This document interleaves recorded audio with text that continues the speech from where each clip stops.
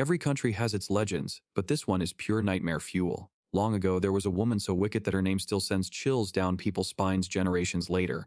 Jealousy is a crazy drug. When her fiancé was stolen, she didn't just move on. She dove into the dark arts and summoned a demon to do her dirty work. History remembers her as the most talentless and incompetent witch of her era, the infamous Princess Burjan. But labels can be deceiving. Turns out, the history books were lying. She wasn't some talentless villain. She was actually a gifted princess who was just dealt the worst hand possible. She was exploited until the very end, and nobody knew the truth. Except for the one currently living a new life, hiding their magic and playing the role of a failure.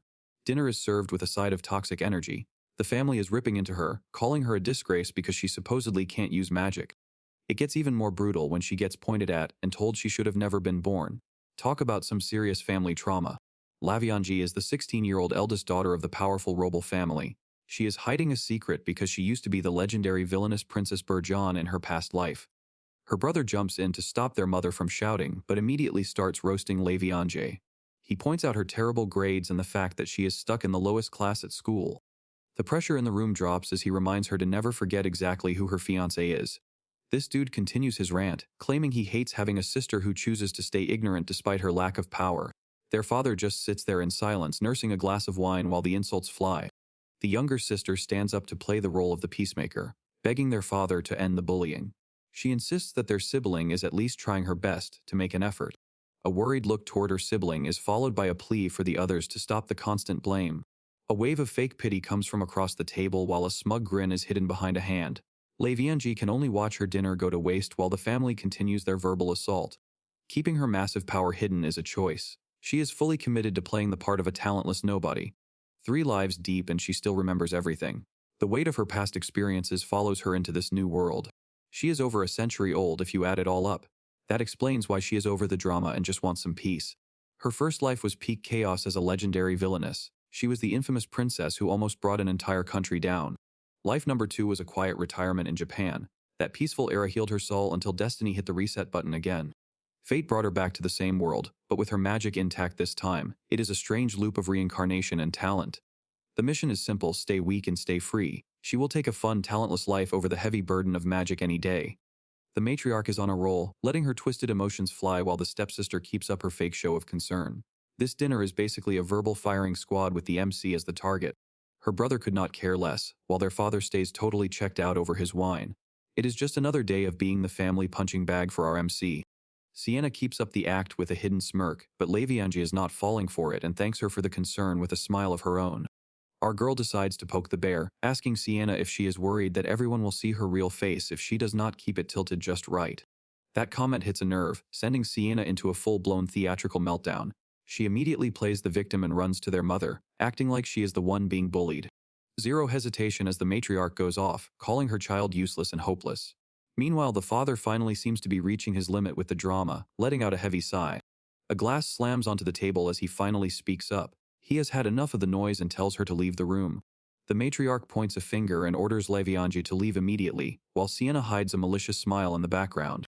Suddenly, the father breaks his silence and tells the mother and daughter duo that they are actually the ones being expelled. Both of them freeze in pure shock, unable to process getting kicked out of their own dinner. He makes it clear that mealtime is for eating in peace, ignoring the matriarch's desperate excuses as she tries to blame the MC one last time. Lavianji watches the chaos, realizing her father just used a teleportation and locking magic combo to banish them from the dining room. Now that it is finally quiet, he invites Lavianji and Mikhail to finish their dinner without any more drama. Our girl is living her best life, deciding that her father's cold indifference is actually a pretty fair way to handle things. After a sweet dessert from the past, our girl is feeling totally satisfied back at her cabin. She is already planning to sneak in another request for that treat soon. Banished to this log house as a punishment, she actually finds the peace and quiet perfect for her new life. Aside from the occasional chill, spending her nights reading by candlelight is the ultimate vibe. The peaceful atmosphere is shattered when familiar, heavy footsteps approach the door. Sienna slams it open, screaming about how cruel her big sister is. Lavianji keeps it cool and offers her a seat, but Sienna is not having it. She is fuming, accusing her sister of ruining her special dinner with their father. Seeing this meltdown only proves one thing to our MC. Sienna is the spitting image of her mother, always showing up to ruin a perfectly good moment with a loud tantrum. Despite their current rivalry, Sienna is actually just a cousin who eventually became her stepsister. A year younger than the MC, she lived as an orphan until she was 11. After a tragic accident took her parents, she was officially brought into the family. To our MC, Sienna's loud threats and constant noise are exactly like her mother. She just sees the girl as a harmless little kitten acting out. Sienna is losing it over something she thinks is gross, while Lavianji just brushes the whole thing off like it is nothing. Slamming her hand on the table, Sienna demands to know what happened to her father. She tells our girl to stop playing dumb. She blames Lavianji for getting them kicked out of dinner and mentions her mother is also fuming. To top it off, she threatens to report everything to Lord Shu at the academy tomorrow. Pointing a finger, she claims Lavianji's reputation and status as a fiancé are about to be trashed. Suddenly, Sienna calms down with a wicked smirk, deciding she can live with this for now. She plans on taking the spot as Lord Shua's fiancé and hopes her sister-in-law suffers in the meantime. Lavianji drops some facts, reminding her that the king is the one who actually makes those decisions. No matter how much she wants it, this is one thing she has zero control over. Sienna points a finger and screams about how our girl acts way too high and mighty for someone with zero talent. She keeps going, calling the grades of our MC a disgrace to the family while Lavianji just sits there unbothered by the noise. Tired of the yelling, our MC follows the lead of her father and uses magic to silence the room. She smirks, thinking it is actually not bad at all. She knows the script by heart now. Even without the sound, she can tell Sienna is mocking her lack of education and telling her to stop clinging to her fiancé. It is the same old story of the infamous villainess Burjun, the woman who supposedly ruined the true love of her fiancé. Everyone thinks she was a monster. After finishing her speech, Sienna slams the door so hard it falls right off the hinges. Our MC just shrugs it off since she has the whole tantrum memorized anyway. As she gets back to her tea, she stares at the broken door and wonders if this is how a real lady is supposed to act. Drinking her tea, Lavianji ponders the irony of the situation. She reflects on her reputation as a villainess who is supposedly ruining the true love of the second prince. She admits she does not mind the rumors, but a voice suddenly cuts through her thoughts. A small, shocked version of herself stares as a companion complains about the tea being way too sweet. A fluffy creature appears right on her head with a dark suggestion. It casually asks if they should just take out the guy causing all this trouble. Lavianji is caught off guard by the sudden murder declaration from Cass-chan. The little beast is fuming, claiming that guy is picking on her favorite human again. Cass-chan goes on a rant about the prince and his entourage. The tiny creature hates how they constantly make a scene and target her at every turn. This fluffy little roommate is actually a sacred beast named Casquet, or Cass-chan for short. Their friendship dates back to a previous life, making them closer than most. Lavianji reminds her tiny friend that talk like that got them killed in their past life. Even if the prince is royalty, she cannot help but agree with the sentiment.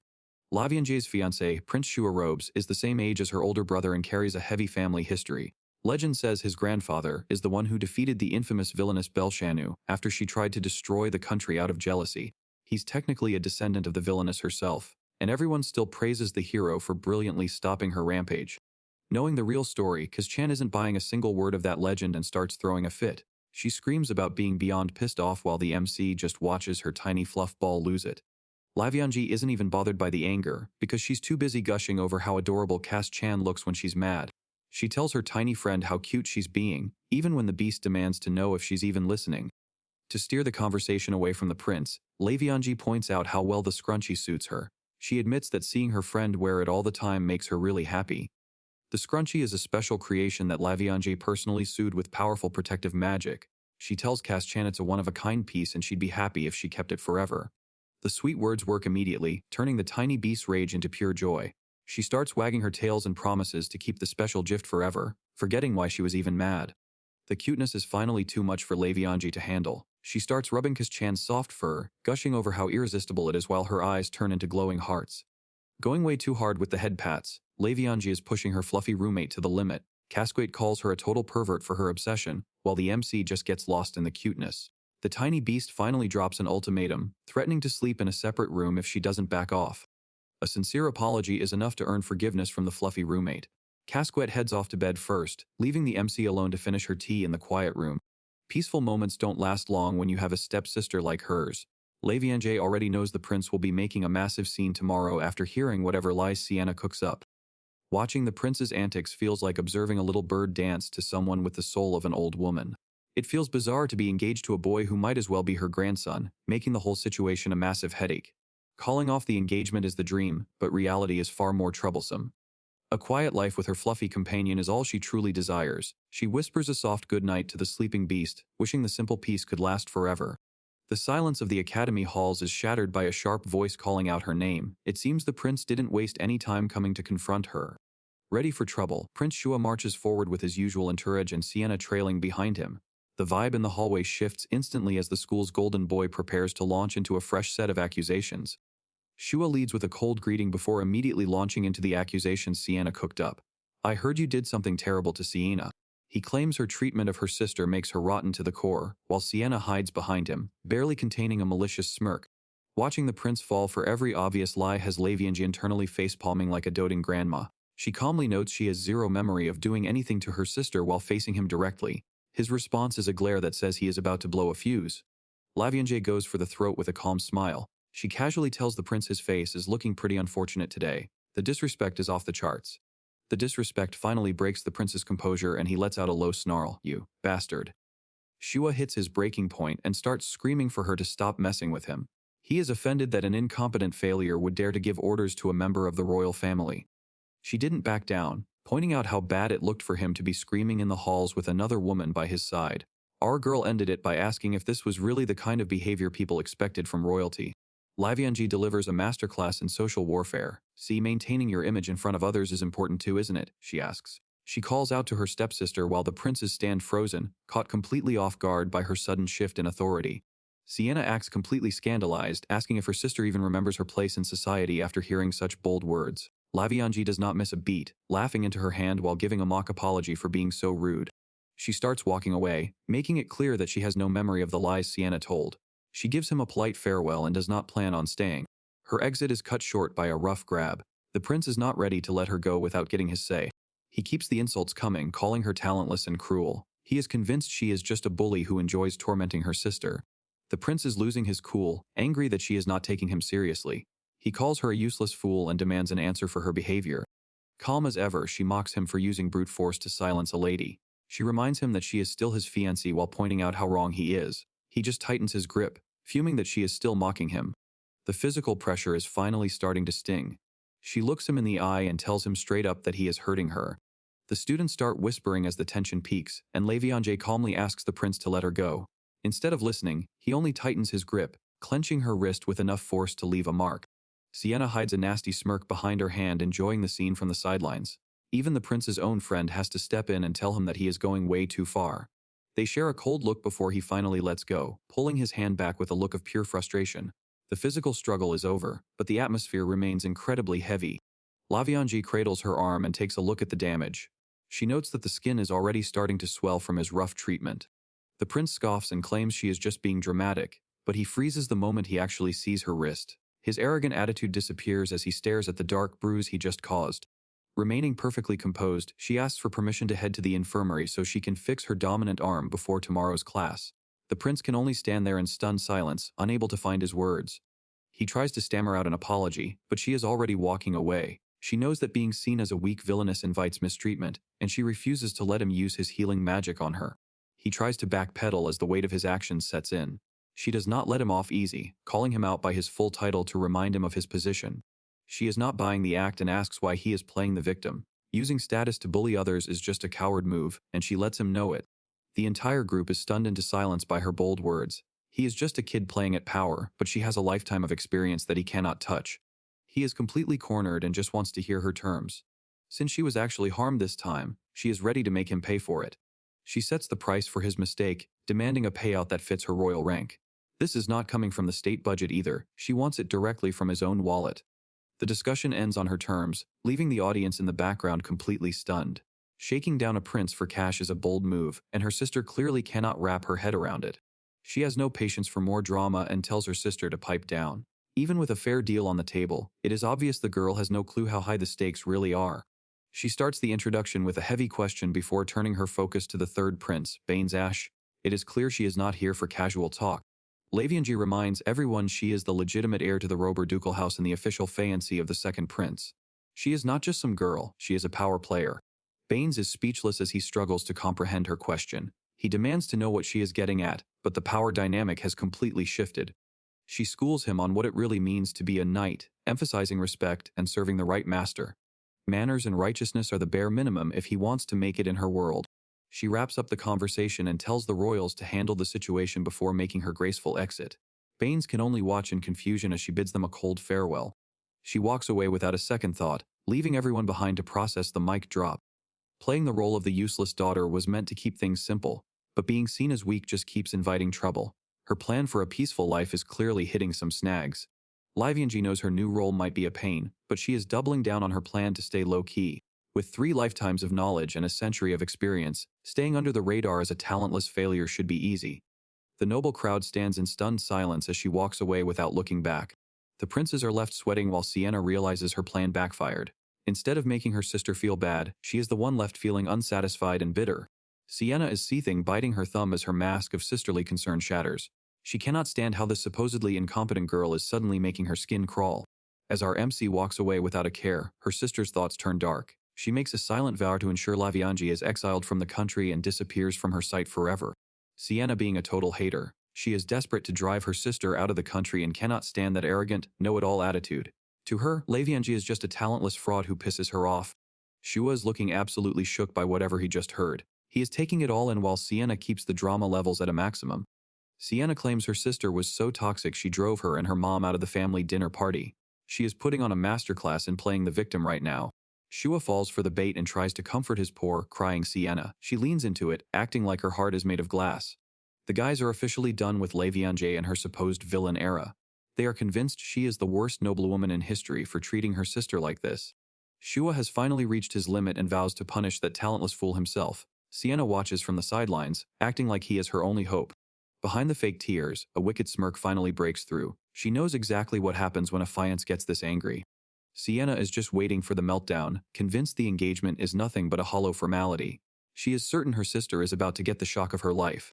In her own reality, the prince has zero love for his fiancée. Lord Shua does not love my stepsister. He loves me, she tells herself, completely lost in her own lies. But reality is hitting different. Lavianji is totally unfazed and already moving on to the next deal. The divorce compensation will be paid from His Highness's personal assets, she declares, settling the matter on the spot. The script is falling apart and Sienna can't handle it. This was not how the scene was supposed to go down, and she is taking it personally. What is this? She sees. She cannot even process how Lavianji is still smiling. After everything that happened, the girl is acting like she just won the lottery instead of losing a fiancé.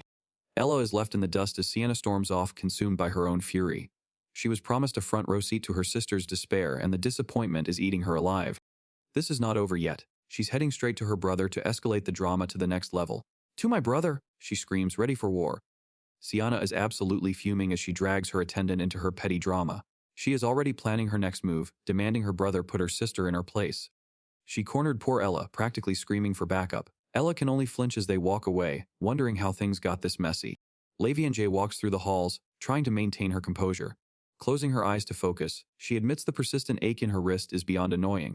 She takes a good look at her arm, realizing this is the first time she has actually been physically damaged. She reflects on the prince's explosive temper and the constant barrage of insults. Being called talentless and wicked is nothing new, but this time feels different. They finally pushed her past her limit, and now the cool girl is actually annoyed. She pauses to weigh her options and decide how to play this. Healing herself with magic would blow her cover as a talentless noble, and she is not ready to reveal that secret just yet. Instead, she sticks to the plan and heads for the infirmary. After finding the infirmary, Lavianji gives the door a quick knock. The doctor tells her to come in, and she politely steps into the room. She cannot help but giggle to herself. The doctor seems like a total mystery, but that just makes things more interesting. Whenever she is out for lunch, she keeps bumping into the school doctor at random corners. There is an uneasy vibe around him, like he is hiding something under that calm face. He welcomes her, and since it is her first time visiting, and asks what is wrong.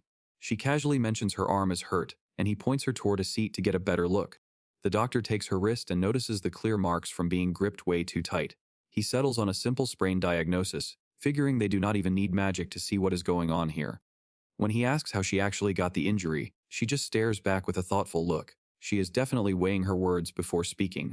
She plays it off as a collateral accident from a mix of passionate emotions. The doctor is left absolutely stunned by how trivial her excuse sounds. Just as the doctor prepares to cast some healing magic, she holds up a hand to cut him off. She has a different plan in mind before he starts the treatment. With a bright smile, she asks him for a formal medical certificate instead. She claims it is for insurance, but she is clearly building a paper trail. Dealing with royalty means she needs concrete evidence to make sure the incident does not just disappear. Without proof, she knows the palace will sweep everything under the rug in no time. The doctor starts scribbling on the paper, admitting that she is surprisingly sharp for someone labeled as a failure. She just sits there with a calm expression, letting him finish the document.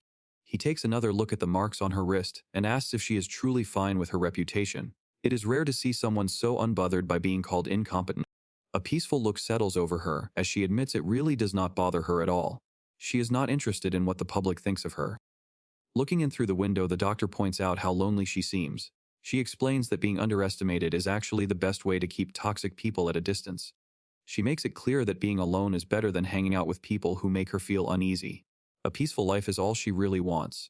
Even if the doctor thinks she is just a pitiful creature, she stands by her words. He admits he sees her point as the treatment finally finishes up. Our girl is surprised that he treated her without any prejudice despite her reputation. She gives him a beaming smile and a big thank you as he hands over the certificate with a warning to take it easy. As she heads out, the doctor stares after her in shock. He never expected someone with her reputation to have such a genuine expression. Stepping out into the hallway, she feels like the job is done. Having a medical certificate in her pocket is the perfect insurance policy. Elsewhere, a man is browsing through books until a frantic knocking breaks the silence. He looks toward the door, wondering who is causing such a scene. Sienna bursts into the room looking like she is on the verge of a breakdown. She begs her brother to stop her sister before things go too far. Sienna rushes into the library and drops a desperate plea right in her brother's lap. He tries to get her to chill, but she is clearly in full performance mode. Looking like she is about to faint, she spills the tea about how Lavianji cornered the prince. She claims her sister had the nerve to demand cash right in front of a crowd. She doubles down on the drama, painting a picture of a furious prince and a stubborn sister. According to her, she tried to play peacemaker, but Lavianji refused to listen. Clinging to him, she begs her brother to step in and scold her. She claims the family name is doomed if they do not shut this down immediately. Underneath those fake tears, she is actually loving this. She knows their brother already dislikes Lavianji and just wants to fuel that hate until it boils over. Sienna is already picturing her sister getting kicked out of the house for good. To her, it is only a matter of time before Lavianji is finally gone. While Sienna smirks at her brother's cold expression, she assumes he is just as fed up as she is. Little does she know, Lavianji is just standing by with the proof she needs to flip the script.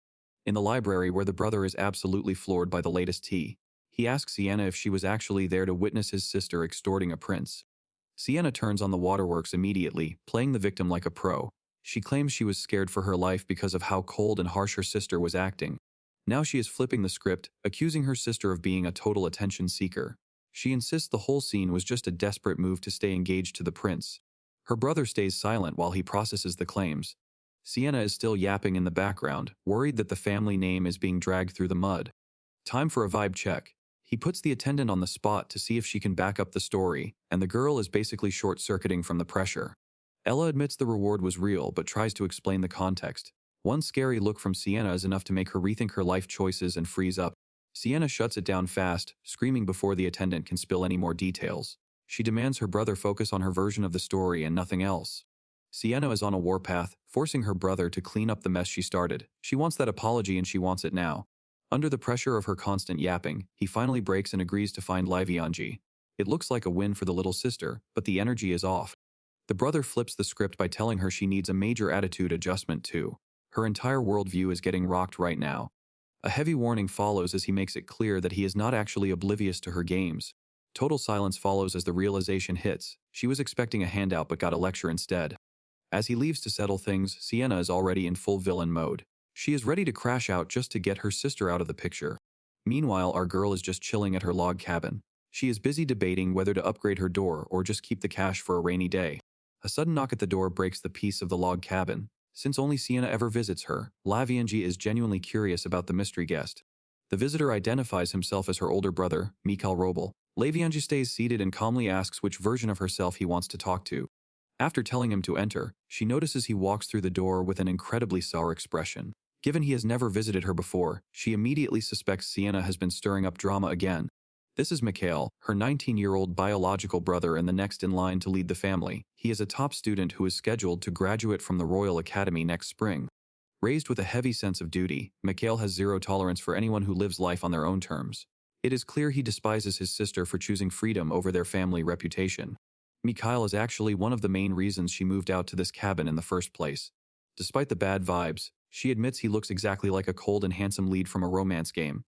She really just wants to cuddle with her pet, but the beast stays hidden as long as there is a visitor around. Instead of dealing with the family drama, she is already wishing he would just finish his business and leave. She keeps it cool but suspects Sienna already poisoned the well with her lies. Her main goal now is just getting this guy to leave so she can get back to her peace. Mikhail walks in and immediately points out that her door is wide open. She just flashes a smile and asks if he really thinks a burglar would even bother with this place. She casually explains that the door broke after someone decided to open and close it way too violently. It is a subtle jab at the drama Sienna brought to her doorstep. He asks if she is blaming Sienna, but she just shrugs it off as the house getting old. He finally cuts to the chase and asks why she is still living in this cabin. She drops the bomb that this was the punishment for supposedly bullying her stepsister.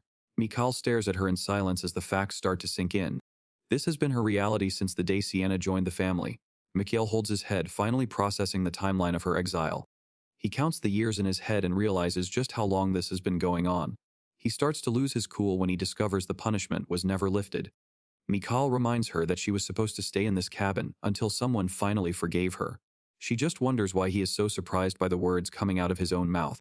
Bro starts spiraling, asking why she did not just speak up at the dinner party instead of being so stubborn. She just watches him getting worked up for no reason. He facepalms and asks if she is trying to blame him for her current situation. She just hits him with a sweet smile and asks when she ever brought him up. Looking at his frustrated face, she tells him that she is not even bothered by the exile. She really does not get why he is being so aggressive. A sudden realization hits her like a truck.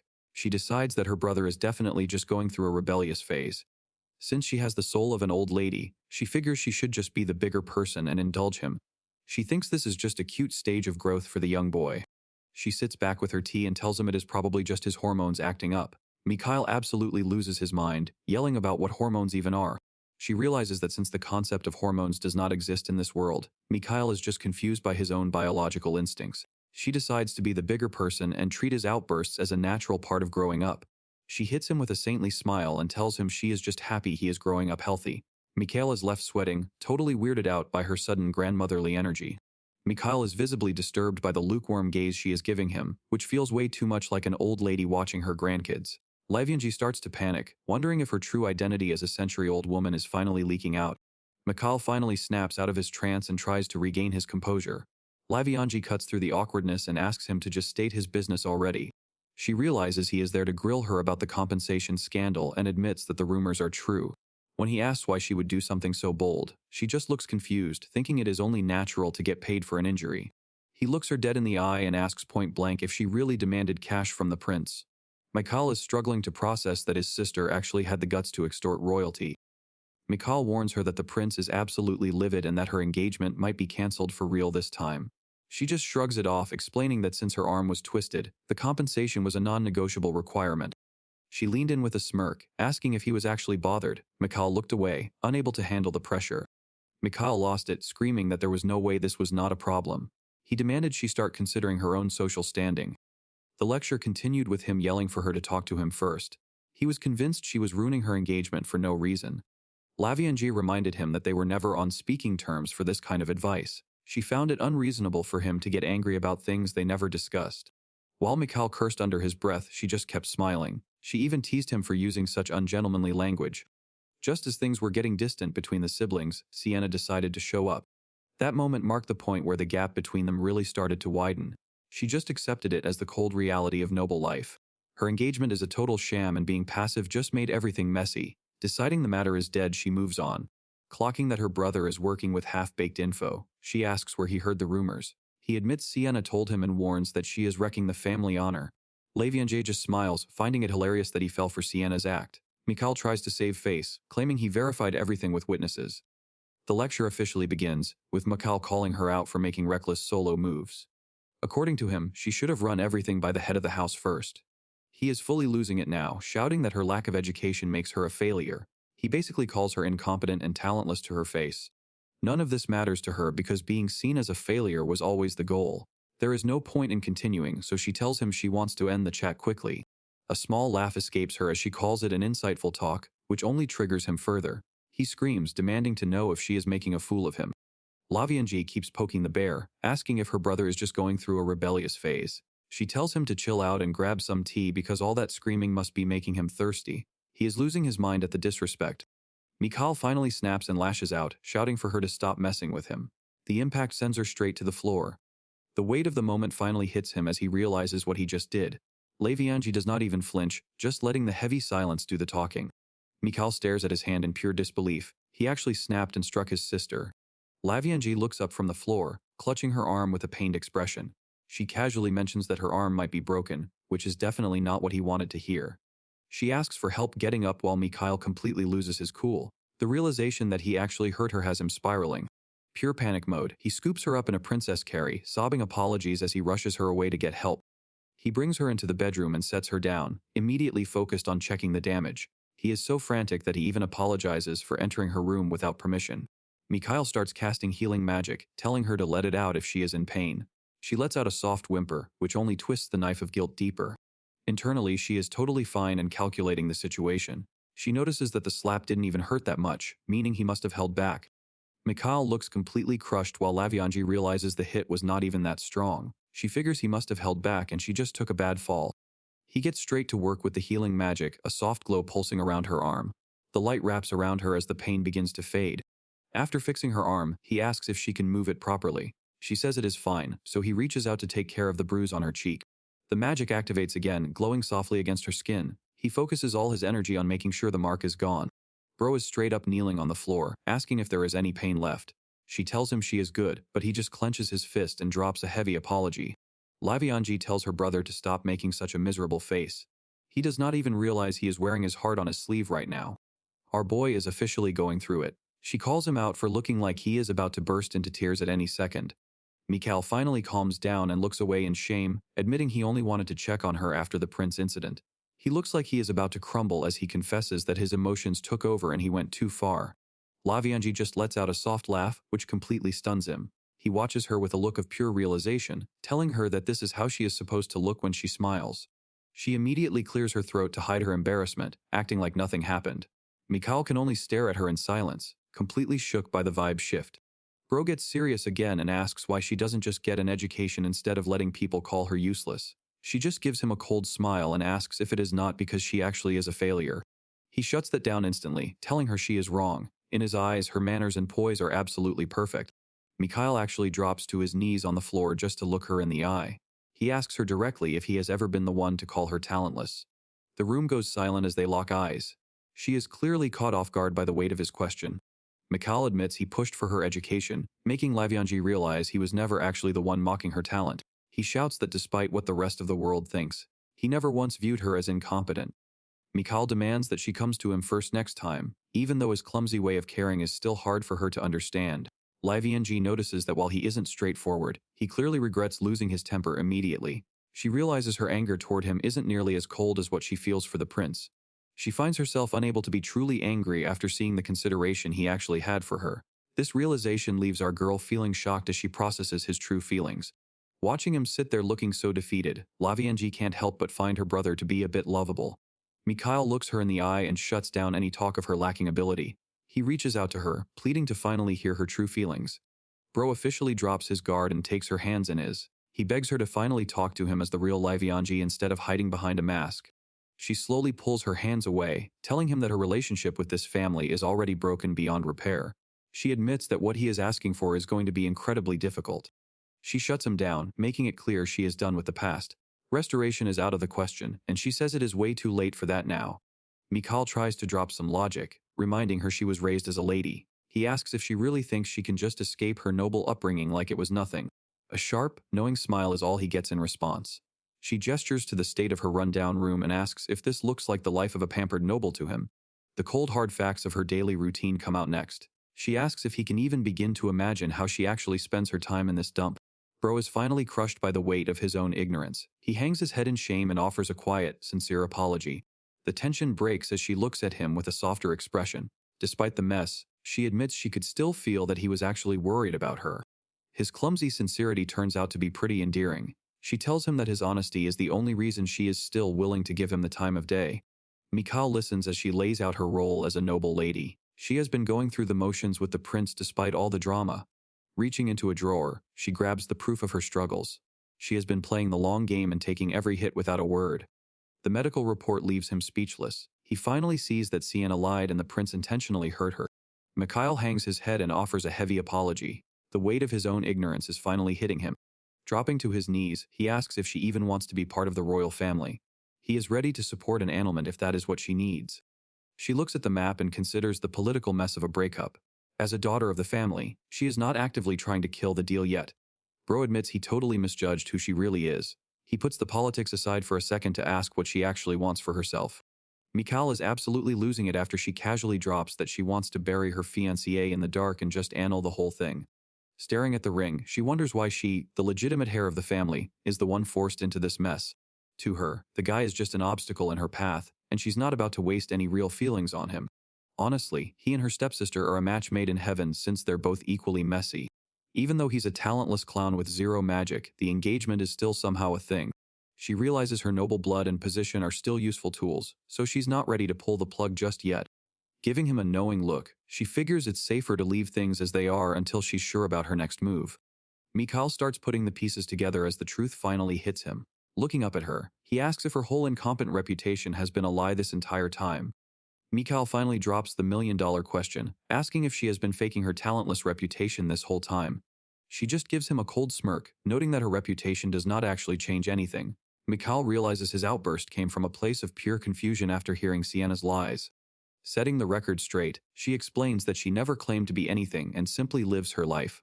Everyone else just sees what they want to see, making him the one living in a fantasy world. Reality finally hits him as he admits the family built their own version of her in their heads. He promises to talk to their father about the engagement, and she is more than happy to let him handle the paperwork. Now that the adrenaline is gone, he sees how messed up it was to get physical despite the obvious size difference. He realizes just how much of a fool he has been throughout this entire visit. Admitting his mistake, he regrets lashing out instead of just having a normal conversation. A quiet apology finally slips out as he faces the mess he made. He keeps the apologies coming, admitting he lost control of his emotions. She cuts him off though, telling him that too many sorries just end up sounding fake. Mikal finally admits that his pride blinded him. He realized his mistakes too late and couldn't bring himself to fix things immediately. A heavy silence hangs in the air before he drops another apology. Our girl is just standing there confused, wondering if he is being a bit too dramatic about the whole thing. She seizes the opportunity and tells him to pay up from his own personal assets. Mikhail is ready to give whatever it takes for atonement, but she has a different kind of payment in mind. The camera cuts to the exterior of her dusty log cabin. This place is a wreck, and she wants him to handle the renovation. He suggests she just moves back to the main mansion instead of fixing this dump. She shuts that down immediately, claiming she actually finds this secluded spot relaxing. A bright smile lights up her face as she tells him to make it look perfect. Mikhail just stares at her, unable to process how anyone could prefer this shack over a palace. He eventually gives in and offers to get her whatever furniture she wants. She just gives a playful laugh, ready to take full advantage of his guilty conscience. She starts listing her demands, asking for a pure white 3-seater sofa with all the fancy upholstery. She even throws in a request for protection and anti-theft magic, making Mikhail wonder if she actually had to deal with intruders here. Mikhail offers to get her whatever she needs, but she keeps it humble and just asks for the basic repairs. Our boy is visibly shaken when she specifically mentions the leaking roof and the broken door lock. The guilt keeps piling up as he watches her smile despite her living conditions. He cannot help but despise himself for being so blind to her situation for all these years. She casually mentions that the royal family shadow, Garufi-san, used to handle the roof repairs. Apparently a new leak just started and she needs a more permanent fix this time. Mikhail is officially losing it. He realizes he just accidentally heard some top-secret information about the crown that was definitely not meant for his ears. She keeps talking, describing Garufi-san as a 31-year-old who enjoys the single life while spying from the ceilings. This secret shadow apparently has a very feminine style while staying hidden in the shadows. It turns out this spy was also a part-time handyman. While she was busy peeking through the rafters, she would fix random things until her repair skills reached a professional level. Mikhail is officially spiraling as he realizes Lianji is basically besties with a royal spy. He can't even process the fact that she treats a high-level surveillance target like a neighborhood handyman. He tries to lecture her about acting like a proper lady of marriageable age, but she just hits him with a pure, unbothered smile. She's not even slightly concerned about the scandal. Our boy finally accepts reality and decides she's moving back to the mansion immediately. Leviange isn't exactly jumping for joy at the thought of leaving her quiet cabin behind. She points out that their mother and Sienna will be absolutely livid when they find out she's returning. Mikhail sees her trying to dodge the topic, but he knows she's right about the drama waiting for them. He realizes that sending her back into that toxic environment is a terrible move. The thought of her being cornered by those two again is a hard no for him now. He drops a bombshell and offers her a room in his own private quarters instead. Levianji can't help but find his sudden protectiveness absolutely hilarious. This wing has been the sanctuary for the family heirs for generations. It's the ultimate power move to keep her safe from the rest of the family's schemes. Mikhail explains that his private wing is essentially a gated community within the mansion. His personal staff answers only to him, ensuring they stay well away from their mother's toxic reach. Lavianji is impressed by the high-end security. Our boy goes the extra mile, promising to stack the room with enough protection and anti-crime magic to make it a total vault. It is getting late, and they have a massive joint training session with their classmates tomorrow. Lavianji asks what his specific role will be during the exercise. She will be handling the camp prep and cooking while her brother takes charge of strategy and combat. It is a pretty standard division of labor for the Royal Academy. Apparently, the training grounds are infested with higher-ranked magic beasts this year. Mikhail warns her to play it safe and retreat to the senior students if things get too dangerous. He leaves her with a simple request to get some rest. There is a deep, unsaid heaviness in his eyes as he prepares to head out. A polite goodnight sends him on his way. As he walks away, Mikhail reflects on the rigid role of the perfect heir he has forced himself to play for years. Our boy Mikhail walks away, vowing to stop letting his biased emotions cloud his judgment from now on. It is a beautiful morning, and Lavianji is enjoying breakfast while thinking about the wild conversation from yesterday. She never expected her brother to offer her a room in his own private quarters. She is feeling pretty lucky about the whole situation. Getting her own space and separate training is exactly the kind of win she needed. A sudden knock at the door ruins her peaceful meal. Mikhail lets himself in, checking to see if she slept well after everything that happened. She assures him that she slept just fine and asks how his night was. He is glad to hear she is doing well and admits he got some solid rest too. Mikhail realizes he might have crashed her breakfast and offers a quick apology. It has been a long time since anyone other than Sienna visited her this early in the morning. Since he hasn't eaten yet, she offers to share her homemade meal with him. He seems a bit surprised to learn that she did all the cooking herself. The breakfast spread looks legit, featuring spiced meat sandwiches and a hot bowl of green bean soup. She offers to whip up another serving if he is down to join her. Standing by the door, Mikhail hesitates, clearly tempted by the offer. He gives a quiet nod of approval while she basically teleports into kitchen mode. The peaceful morning vibe gets wrecked as Sienna bursts into the room, screaming for her big brother to wait. She looks like she ran a marathon just to catch them.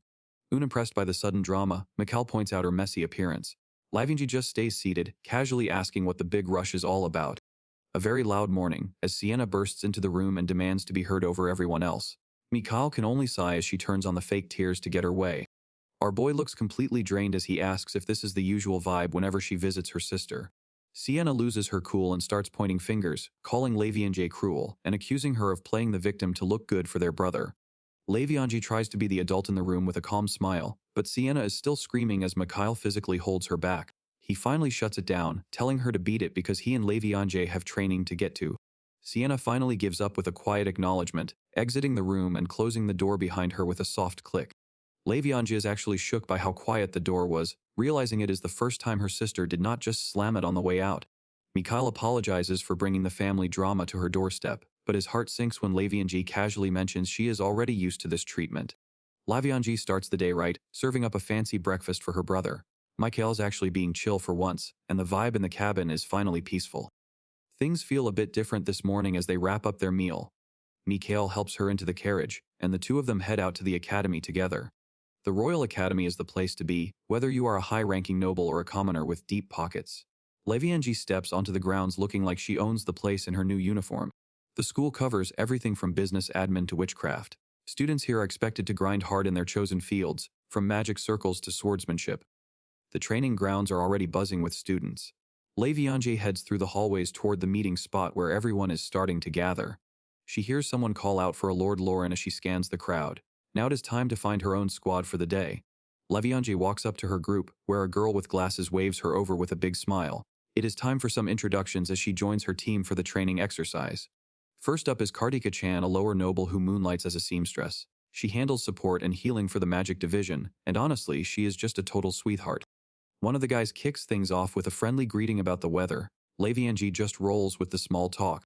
This is Lauren Kun, a commoner merchant's son who works as their magic division sub-leader. He handles the front line fighting and material collection during hunts. Their actual squad leader steps up next with a formal introduction. Lavianji matches his energy and keeps it professional. His name is Ralph, a noble who traded his title for the life of an adventurer. He looks intense, but he is actually a gentle soul who leads by example in every fight. Our MC is not getting left out, taking on the role of rear support and camp logistics. She is officially the group's designated cook for the trip. Having worked together on plenty of missions, The squad already has a strong rhythm. The vibe shifts when an instructor suddenly calls for all leaders to draw lots for the next task. The Academy lottery pairs second-year and fourth-year students together for the subjugation mission. Someone shouts number 1 as the groups begin to form and find their partners. Levianja watches the teams shuffle as the crowd thins out. She wonders what kind of group will be paired with their team number 9. Right on cue, a new squad approaches their position. Number 9 is called out as the official pairing is locked in and the two groups merge. A tall student with wavy hair and a massive ego steps forward as the leader of the fourth-year group. He recognizes our MC instantly, his smirk making it clear he isn't here for friendly small talk. Levianja identifies him as a follower of the second prince. He ignores Ralph completely, showing zero respect as he focuses strictly on her status. Good day, Prince Nilti. Levianja greets him with a polite, practiced smile. Nilti starts lecturing them on the danger of the joint mission while offering to introduce his team composition. A mental shrug is all she gives him, knowing she is the only one here high enough in status to manage this guy. Nilti doesn't hold back, mocking her for not even managing to land a leader spot in a low-ranked group like theirs. Nilti tries to use her status as the prince's fiancée to shame her, but Levianja isn't having it. She drops a calm response that completely deflates his high and mighty attitude. Nilti gets annoyed by her silence, but she just laughs it off and keeps things moving. She suggests they stop the small talk and move on to team introductions before the real mission starts. He is absolutely fuming that she's prioritizing her own words over his insults. He feels like his entire family name is being mocked, even though he's the one acting like a child. Levianja points out how fast his noble mask crumbled once things didn't go his way. She makes it clear that she doesn't have the slightest bit of interest in him or his opinions. Turning back to the squad, she reiterates that the mission is too dangerous for these petty distractions. She calls for their leader to step up and start the proper introductions. The prince finally hits his breaking point and starts screaming at her for treating him like a fool. Ralph and the others just watch as he loses any shred of dignity he had left. A sensible teammate finally steps in to pull the prince back and tell him to focus. She agrees that they are here for combat, not meaningless conversation, and it's time to get to work. Our girl is losing it over meeting Mikyara, who apparently has a legendary reputation at the academy. The seniors keep it professional by apologizing for the tension, while Ralph tries to be polite. The energy shifts when the prince starts acting like a hater. He scoffs at the idea of hearing about their team, claiming Class D is just a waste of time. Nilti keeps doubling down on his insults, making it clear he sees the lower-ranked students as trash. His teammate steps in to introduce him as Lord Enrique Nerdy, a duke's son with a major in magic.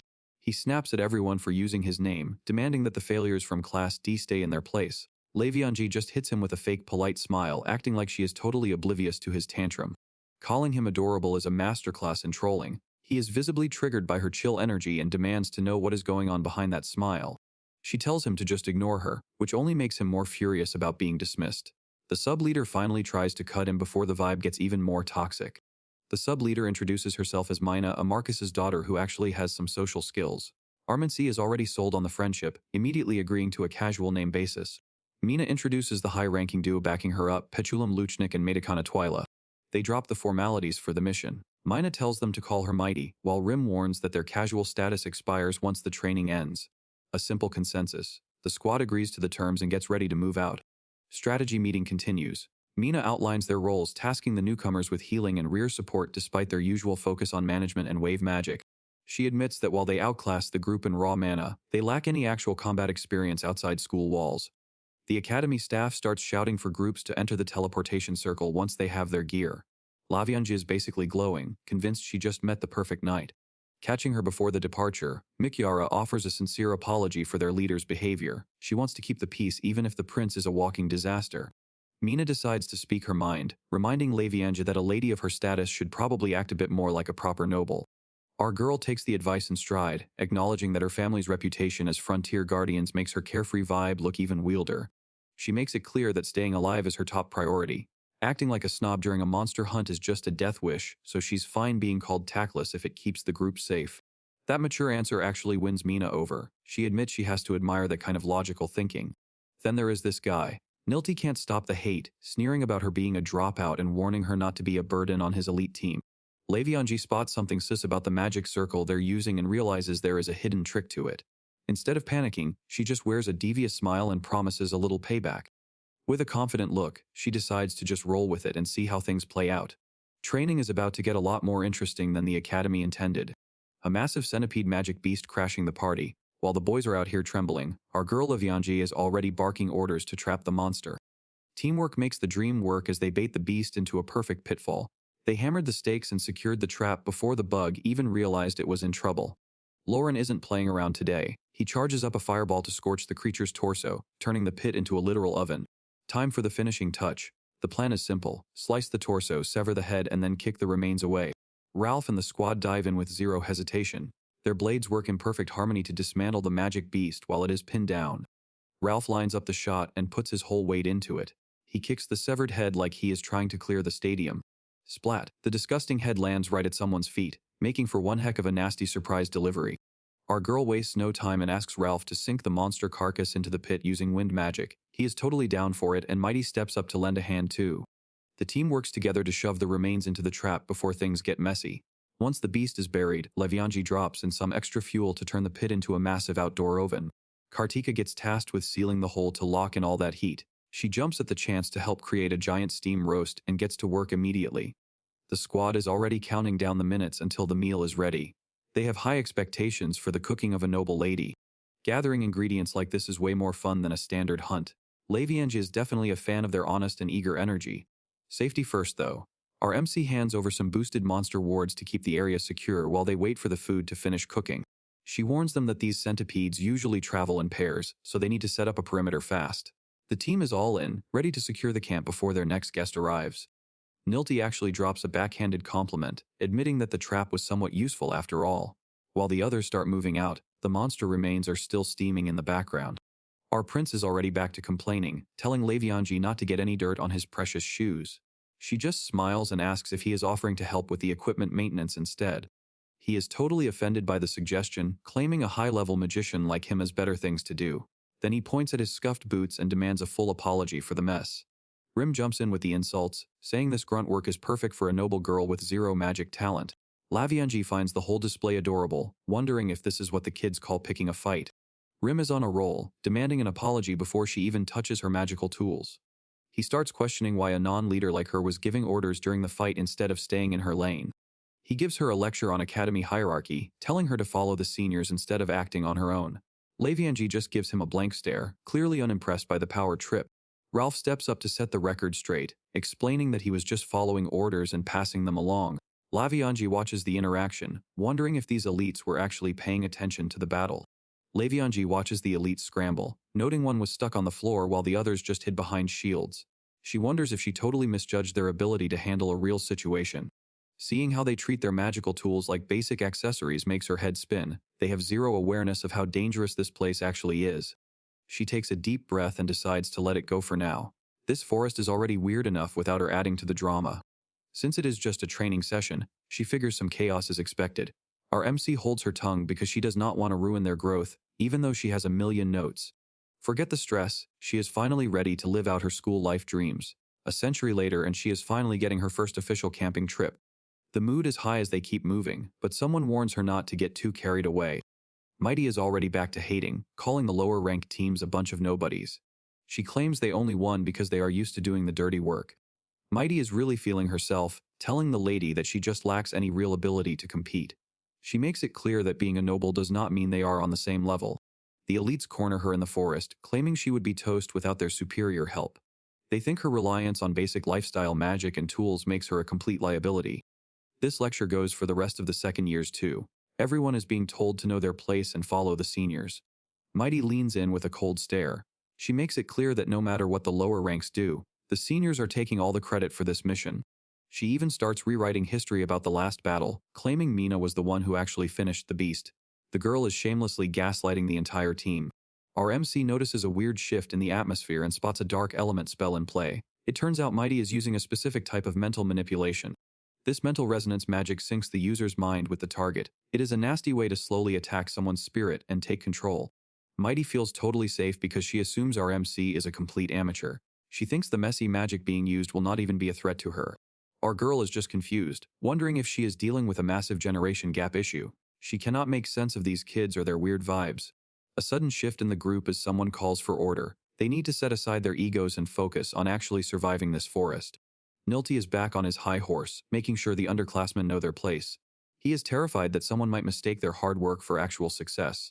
He tries to bring up some old drama to get a reaction, but she is not biting. She just laughs and dismisses his petty hobbies like a boss. Work mode is officially on as our girl dives back into her tasks. Nilty tries to save face by acting like he is ignoring her, even though she moved on first. The mockery hits a new peak when Nilty claims she is too weak to even resist basic magic. He calls her pathetic, completely missing the fact that he is the one being played. Levianji stays locked in on her task, casually telling the group to have fun without her. Pushed to his limit, Nilty demands she pay attention to him, but a casual laugh is his only answer. There is simply no time to entertain his nonsense right now. Full tantrum mode is officially engaged as Nilty calls her a wicked woman. Rolf has seen enough of the bickering and finally steps in to shut it down before things get out of hand. Mina suddenly snaps and demands to know what Mighty is doing to the princess. While the rest of the team stands stunned by the outburst, she asks if they have all failed to notice the magic in play. A heavy presence starts to settle over the forest, making it clear that something is very wrong.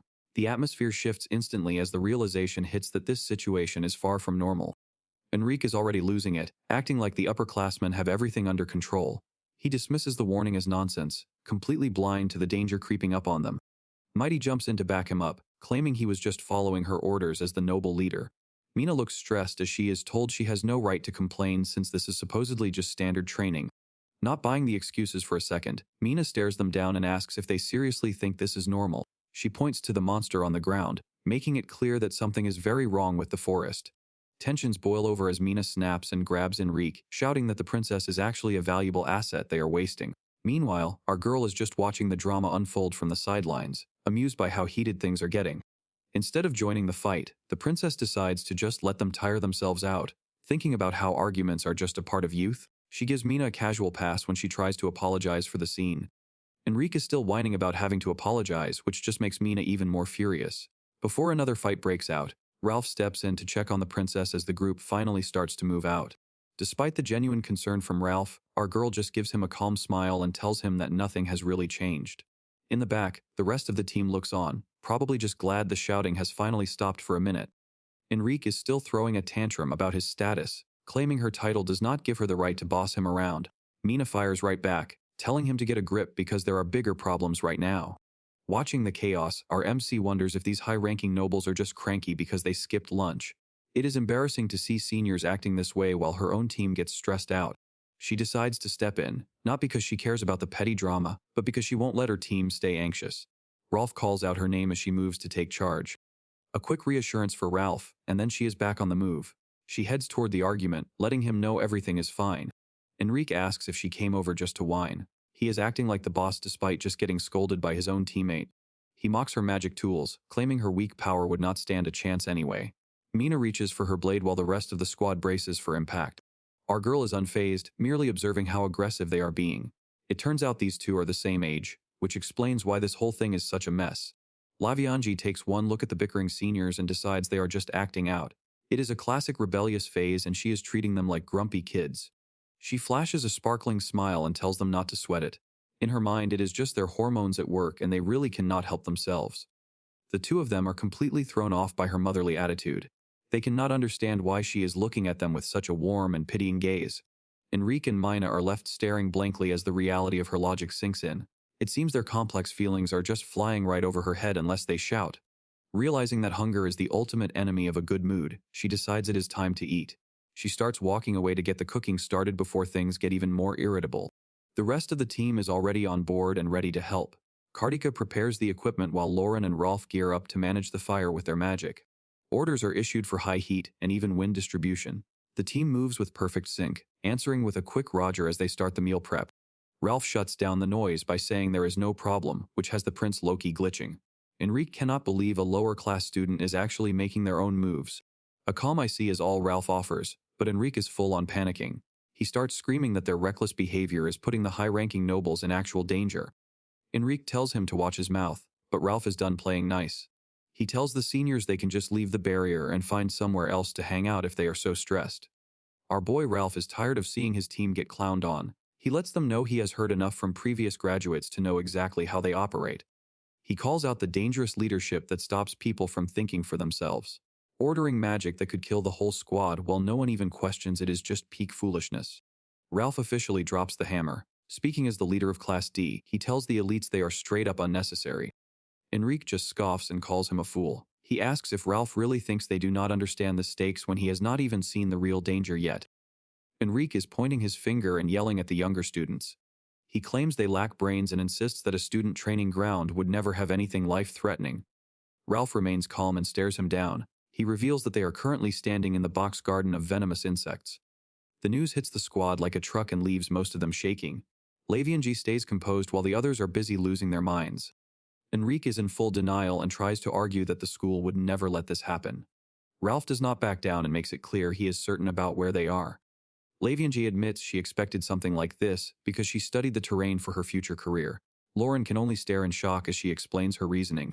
Ralph explains that this forest is a rank danger zone where centipede-class beasts are everywhere. One of the large insects is shown lurking nearby. The area is filled with high-level creatures that are mostly poisonous. It is a habitat where magical insects are known to swarm together and hunt. Ralph is officially done playing nice. He tells the elites that anyone clinging to status while putting the team in danger is completely useless here. The rest of the squad is straight up shaking as the reality sinks in. Lauren confirms the nightmare is real and there is no escaping the truth. Lavianji stays locked in as the name of the forest echoes in her mind. This is the box garden of venomous insects. She recalls the dark history of Kodoku from her past life. It was a brutal ritual where insects were sealed in a jar to slaughter each other for a curse. This entire forest is basically a massive version of that jar. It is a sealed ecosystem where only the most aggressive magical beasts can survive. This place is officially certified as Danger Level A. It is the absolute peak of lethality for any adventurer. She breaks down the power scaling for the team. Even that massive centipede they barely handled earlier was only a rank B. A swarm of centipedes is classified as an A-rank threat. Even a single carnivorous ant is dangerous enough to reach that same rank alone. Beyond the usual ranks, there are rare disaster-class threats known as S-rank. Top-tier adventurers can also reach this legendary status. These monsters are so powerful that their details are top secret to prevent military use. Stories even say an S-class beast once lived in this very forest. Only veteran A-rank parties are usually allowed to step foot in this dangerous place. These students are way out of their league. A massive barrier keeps the most dangerous beasts locked in. Entering the forest is the easy part, but leaving is almost impossible. Someone tampered with the magic circle to dump the squad in this death trap instead of the training grounds. The elites were completely clueless and thought everything was normal. Now that they finally get how cooked they are, the mood is basically a funeral. Lavianji just stands there with a smug smile, enjoying the absolute chaos. Ralph's eyes narrow as he prepares to make a call. The two teams stand in a tense standoff under the dark canopy. What will you do? Team 9 stands tall with unwavering eyes. Meanwhile, the elites are crumbling, sweating through their expensive gear as the forest's pressure sets in. The question is whether they have the resolve to actually face this nightmare. With the heavy lifting, Lauren is all in, ready to handle the gross work while the elites just stand around and watch. He tosses the massive centipede chunks onto the pile like it is a casual game of catch. Survival in this forest is a science. The rules are simple. You gotta buff your strength with magic and start chucking the monster bits where they need to go. This is a major reality check for our noble boy. Nilty is having a full-blown meltdown while trying to lift the heavy centipede segments. He cannot believe a high-ranking noble is stuck doing manual labor in a death trap. Things go south fast when Nilty loses his grip. The heavy monster part slips and nearly crushes his foot, leaving him screaming in a total panic. He is definitely not built for this kind of life. While Nilty is busy having a crisis, Lavianji is checking on the operation. She seems perfectly chill as she and the team gather supplies from the forest floor. To her, everything is going exactly as planned. The team discusses the million-dollar question of how they are going to survive. The answer is simple. Keep moving and get the centipede ready for dinner. Even the arrogant seniors finally realize that working together is the only way out. Food is the first priority when you are trapped in a lethal ritual site. Lavianji gives the order to start butchering the meat while keeping the poison separate. Everyone is getting hungry. Slicing through the monster meat with pure focus, Lavianji drops a rare compliment, catching her teammate by surprise. Teamwork makes the dream work.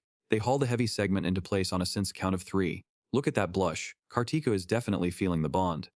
The prep is finished, and the meat starts to glow with a soft light. Kartika's eyes turn into stars as she takes in the shimmering sight. The scent of luxury seafood fills the air, giving off major crab vibes. For anyone with memories of another world, this is a top-tier ingredient. Time to shift gears. On the signal, they put their weight into it and slide the heavy shelving unit into place. Our girl flashes a wink as she brings out the secret seasoning. Time to layer the trays with herbs before the meat goes on top. Montage mode activated. The whole squad is in sync, getting those trays loaded with herbs and meat. Smooth as butter. With the prep finally done, the squad takes a breather. Lavianji is all smiles as they wait for the magic to happen. Mina isn't just following orders, she is actually paying attention. She wants to know why some meat gets the herb treatment while others stay bare. Our girl is a walking encyclopedia of survival. She explains that those herbs are doing double duty as antibacterial shields and flavor infusers. The plan is simple but brilliant. Uncovered meat gets smoked for a quick appetite boost, while the rest becomes high-tier travel rations for later. The culinary logic continues. Cutting at the corners lets the moisture out so the meat stays intact and peels off the shell like a dream. Mina is starting to connect the dots and something isn't adding up. She can't wrap her head around how a sheltered noble lady knows the ins and outs of monster butchery. Most nobles wouldn't even look at a centipede, let alone cook it. This is definitely not the kind of survival knowledge they teach in bridal school. Mina starts calling out the princess for her weirdly advanced survival skills, pointing out that she even skipped her noble finishing classes. It is giving investigative journalist vibes as she wonders how a sheltered lady knows so much about monster guts. Lavianji sees right through the polite interrogation and hits her with the doing it for fun excuse. She laughs off the idea of bridal school, claiming that Class D is where the real action is. Even if Mino is chill, some secrets are better left unsaid. Our girl doubling down is iconic, claiming she already mastered those boring noble lessons ages ago. Mina is left stunned by the sheer confidence of the flex. Ralph is not having any of the gossip and steps in to set the record straight. He tells them to keep their opinions to themselves and focus on the mission instead. Feeling the heat, Mina quickly tries to backpedal. She claims she was not trying to be disrespectful, but the tension is definitely real. The apology comes fast as Mina realizes she was out of line. Lavianji just shrugs it off, basically telling her that being judged is just part of the job description. Just as the conversation seems over, she adds one more thing, a little teaser before she drops some real info. Lavianji leans in close to drop a heavy hint. She claims her intel comes from the royal family's secret shadows and politely tells Mina to stop prying. Deep down, she is playing a dangerous game. She values Mina's friendship but can't risk anyone uncovering her secret history as both a princess and an 86-year-old lady. She realizes her explanation is a bit of a stretch for most people. While she isn't technically lying about her source, she's definitely leaving out the part about her previous incarnations. Mina is left sweating from the conversation. Ralph catches the sinister vibe coming off the princess and points out her truly wicked face. She's genuinely impressed by his sharp senses. He breaks the tension by announcing they are camping for the night since the rest of the crew is already starving. Back to business, she asks if her role stays the same as always. Ralph asks her to handle the cooking while Lauren gets the fire started. Lavianji readily agrees to keep helping out. Ralph then suggests collecting soil from around the centipede to use as a ward against other monsters while they rest. Ralph asks if they can just hand over the loot to the seniors to save face. Lavianji does not care about the credit and tells him to go for it if it stops the drama. He is already thinking 3 steps ahead, planning their survival while everyone else is just hungry. Ralph points out the harsh reality that they might be stuck here for 6 months until the barrier resets. He wants to relocate closer to the kingdom border just in case. Lavianji smirks, wondering if the soft seniors can even survive a week, let alone half a year. It is a grim outlook, but Ralph is not losing sleep over the other squad. He is confident his team will be just fine as long as they have good meals to keep their spirits up. If the elites cannot hack it, that is basically their own problem. Lavianji teases him for being such a try-hard, but Ralph is not playing games. He knows this venomous garden is a death trap where people turn on each other. There are too many unknowns for him to play hero for everyone, so he is focusing strictly on his own crew. She agrees that dwelling on the sabotage is a waste of energy. Blaming people now would just lead to a paranoia spiral that kills them faster than the monsters. Best to put the mysteries on ice and focus on what they can actually control. No matter how they ended up in this mess, Ralph has made his choice. He is getting every single member of his team out of this forest alive. His resolve is rock solid as they trek through the brush. Underneath that nice guy exterior, Ralph is making some cold calculations. In his mind, anyone he cannot 100% coordinate with is just a liability. Even the helpful senior girl is a burden he is not willing to carry if things get ugly. Lavianji smirks as she checks if the current plan was really Ralph's call as the leader. She plays along, claiming she totally understands his position. Mighty isn't feeling the group project vibes at all. She argues that just because the princess is being helpful doesn't mean they're suddenly best friends, especially since they're on different teams. The forest isn't playing around. Taking orders without thinking for yourself is a one-way ticket to a funeral, because hesitation in this death trap kills more than just the person who freezes up. She leans in to drop some truth on our boy Ralph. Being the guy in charge doesn't mean he has to carry every single weight by himself. Looking him dead in the eyes, she reminds him of something he probably forgot. At the end of the day, he's still just a 16-year-old kid trying to play hero. Ralph is feeling the heat. Being tossed into a buggy death zone and expected to lead is a load that's weighing him down like literal iron chains. Lavianji offers a simple fix with a smile. Instead of one guy taking the blame for everything, they could just share the responsibility and keep it moving. She drops a heavy reminder of her real status. As a daughter of a great ducal house, she carries a weight these guys cannot even imagine. Nobility is not just about the title, it is a blood oath to step up when a crisis hits, because that is the only reason they are allowed to have power in the first place. She snaps Ralph out of his spiral with a simple pat on the shoulder. Overthinking is for people with full bellies, and right now, they are starving. A rare and genuine smile from the princess. She is certain that a good meal is the ultimate fix for a rattled spirit. Ralph finally gets his head in the game and agrees to her plan. While the main team focuses on survival, the upperclassmen are stuck in a much darker headspace. With the team finally getting organized, Ralph leaves the cooking duties to Laviange while he goes off to set up the tents. Our boy is in full leader mode, sending Lauren to help in the kitchen and giving Kartika the job of collecting centipede soil for repellent. Laviange cannot help but smile seeing how much they have grown. They are actually acting like a team now, unlike the total disaster they used to be a year ago. Flashback to their first big mission where Ralph was a complete loose cannon. He tried to solo everything because he did not trust anyone, and the senior leader was absolutely livid. The rest of the squad was just as messy. Lauren almost roasted the senior sub-leader and got a punch to the face for it, while Kartika just sat there bawling her eyes out. Even the senior healer had zero chill. They just turned their backs on the freshmen and told them to handle their own problems. The mission ended in a total wipeout with the frontliners being used as meat shields. Everyone passed out from the physical damage and the pure shock of being abandoned. The upperclassmen straight up abandoned the freshmen in a monster nest and did not even fire the mandatory emergency flare. Because of their neglect, the entire team was left on the brink of death. With everyone passed out and the seniors gone, she finally had the perfect chance to use her real magic without being seen. If they wanted to teach the freshmen a lesson, she was going to make sure they had some fun too. She casually flicked her wrist and redirected the entire monster horde toward the senior team as a little parting gift. To keep the game going, she cast a suggestion spell on the beasts, so they would just play with the seniors instead of finishing them off. Looking back on it, she thinks sharing that kind of trauma is just what being young is all about. After her little prank was finished, she patched up the team with recovery magic and waited for the teachers to arrive. Surviving that mess was a wake-up call, and the squad spent the next year grinding missions and getting stronger as a real team. Laviange gets all sentimental watching the team actually work together for once.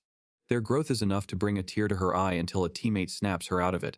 Lauren asks about the herb salt seasoning for the next batch. Laviange has to remind herself to stop daydreaming and keep her eyes on the food. She pours her heart into the seasoning to make it taste perfect. It reminds her of the joy she felt making meals for her grandkids in her past life. The elite seniors can only stand there and gawk at the team work. She notices their intense staring and asks what exactly their problem is. Everyone stays busy trying to secure the camp before nightfall. She has a sudden light bulb moment and decides the seniors are just acting out because they want dinner.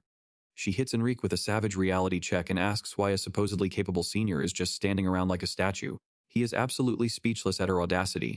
They get a fire going to roast the centipede meat. The stench serves as a powerful deterrent to keep other monsters at a safe distance.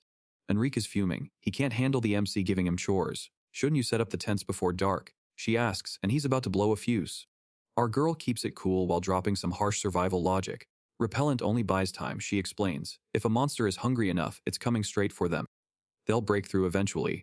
She says it with the most innocent smile while the seniors are shaking. Pure nightmare fuel for the elites. Enrique tries to save face by screaming that he already knew that. He turns around and starts barking orders at his squad to get the camp ready. This dude is so panicked he even starts drafting the MC's team for labor. He points a finger right at Lauren, demanding every pair of hands available. Lauren is caught off guard by the sudden order. He looks over to his real boss for permission, and she just gives him a calm nod to go ahead. Reality finally sets in for the elite squad. They stop the drama and start grinding, working together to get the tents up before the forest gets even creepier. Laviange finishes up the skewers as Kartika rushes over with a look of pure excitement. The scent of roasted monster meat is already filling the air. Kartika follows her nose straight to the campfire, mesmerized by the cooking. She admits the tents are mostly finished, but the smell was just too good to ignore. On the other side of camp, this dude is losing his mind and screaming at his squad to redo their work. Laviange just watches the drama unfold with a calm, unbothered expression. Kartika decides to help with the grilling and offers to use a warming spell to keep the meat fresh. Team 9 is staying productive while the seniors continue their meltdown. The skewers look fire. Kartika can barely contain herself as she gazes at the glistening meat with sparkles in her eyes. Laviange decides to ignore the noise and suggests they just start eating while the food is hot. She knows trying to stop Enrique will only make him more heated, so they might as well enjoy the peace. One bite in and Kartika is in heaven. The food is so good she forgot about the drama, and she quickly calls the rest of the team over to eat. Laviange suggests a light broth dip to maximize the flavor and one bite of that crispy meat as Kartika seeing stars. Just as Kartika tries to hook the rest of the group up with the secret sauce, Livianji pulls a classic prank by claiming they have run out of broth. While the elites come charging over to investigate the commotion, our MC casually reveals she was just lying and there is actually plenty to go around. No time for drama when there is monster meat on the line, so the boys get straight to feasting on her command. Enrique is still desperately trying to finish his speech, but nobody is listening to his yap session anymore. He is absolutely triggered that they started eating without the elites, while his sub-leader tries to get him to chill out.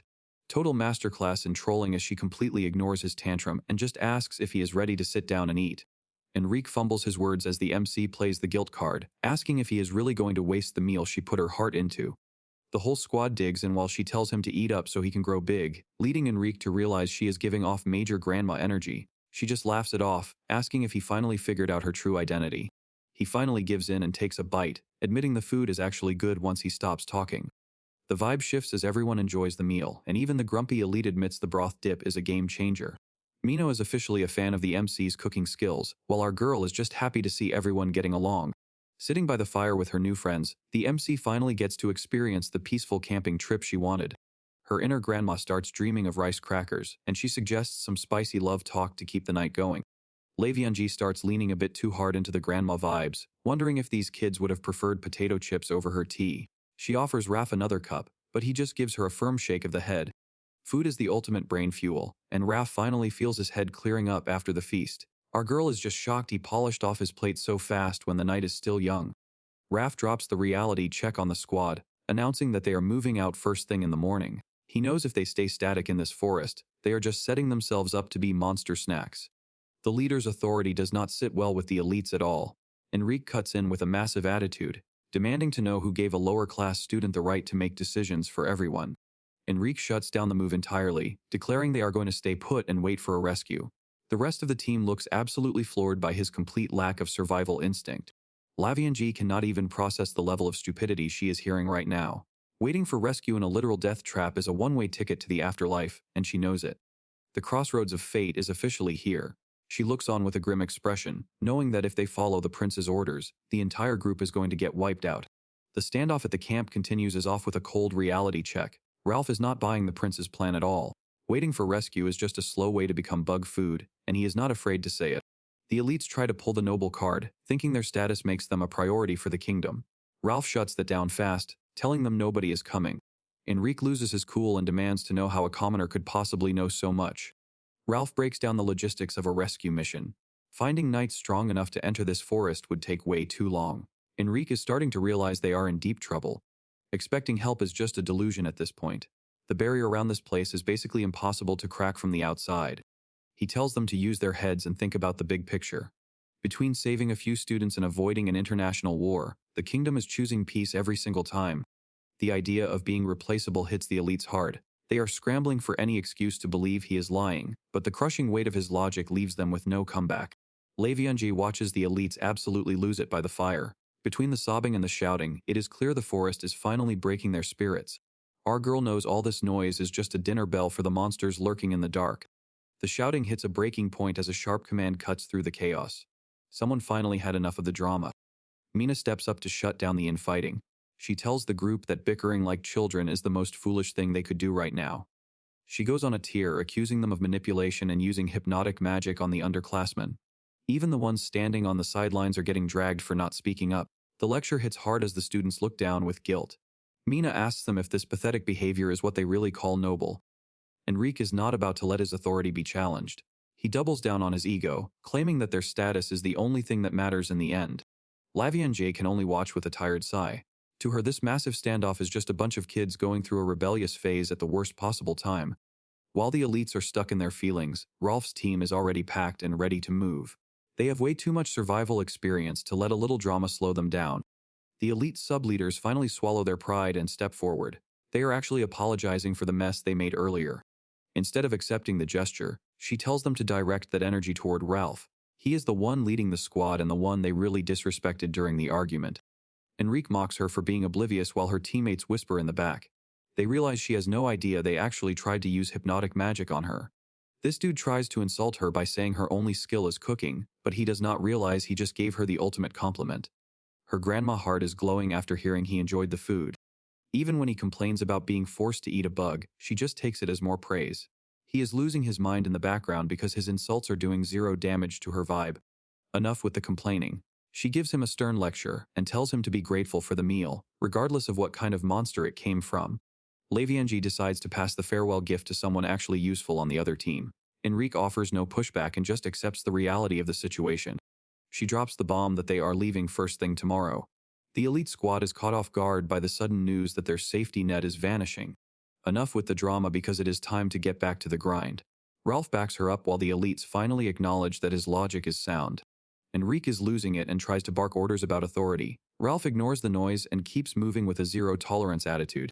Status means nothing when everyone is one step away from becoming monster food. While he shuts down the debate, Lavianji is radiating pure pride for her team leader. The discussion is officially over as they prepare for a dawn departure. Ralph makes it clear that the elites are on their own if they want to keep acting up.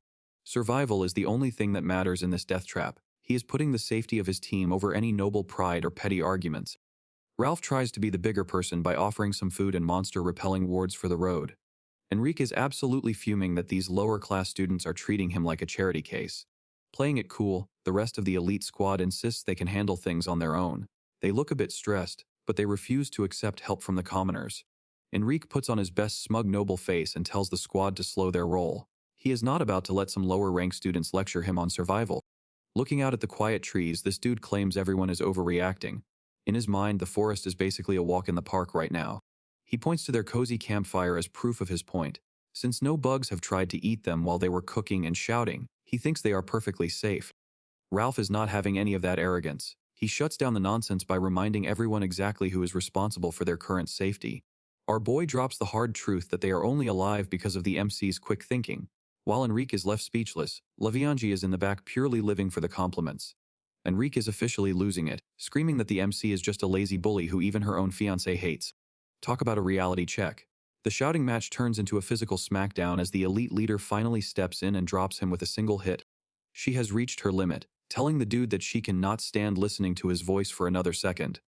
While the other elites are spiraling, our girl is just in the back smiling and treating this brawl like a wholesome part of youth. Swallowing her pride, the leader apologizes for the drama but admits she cannot just abandon the rest of her team.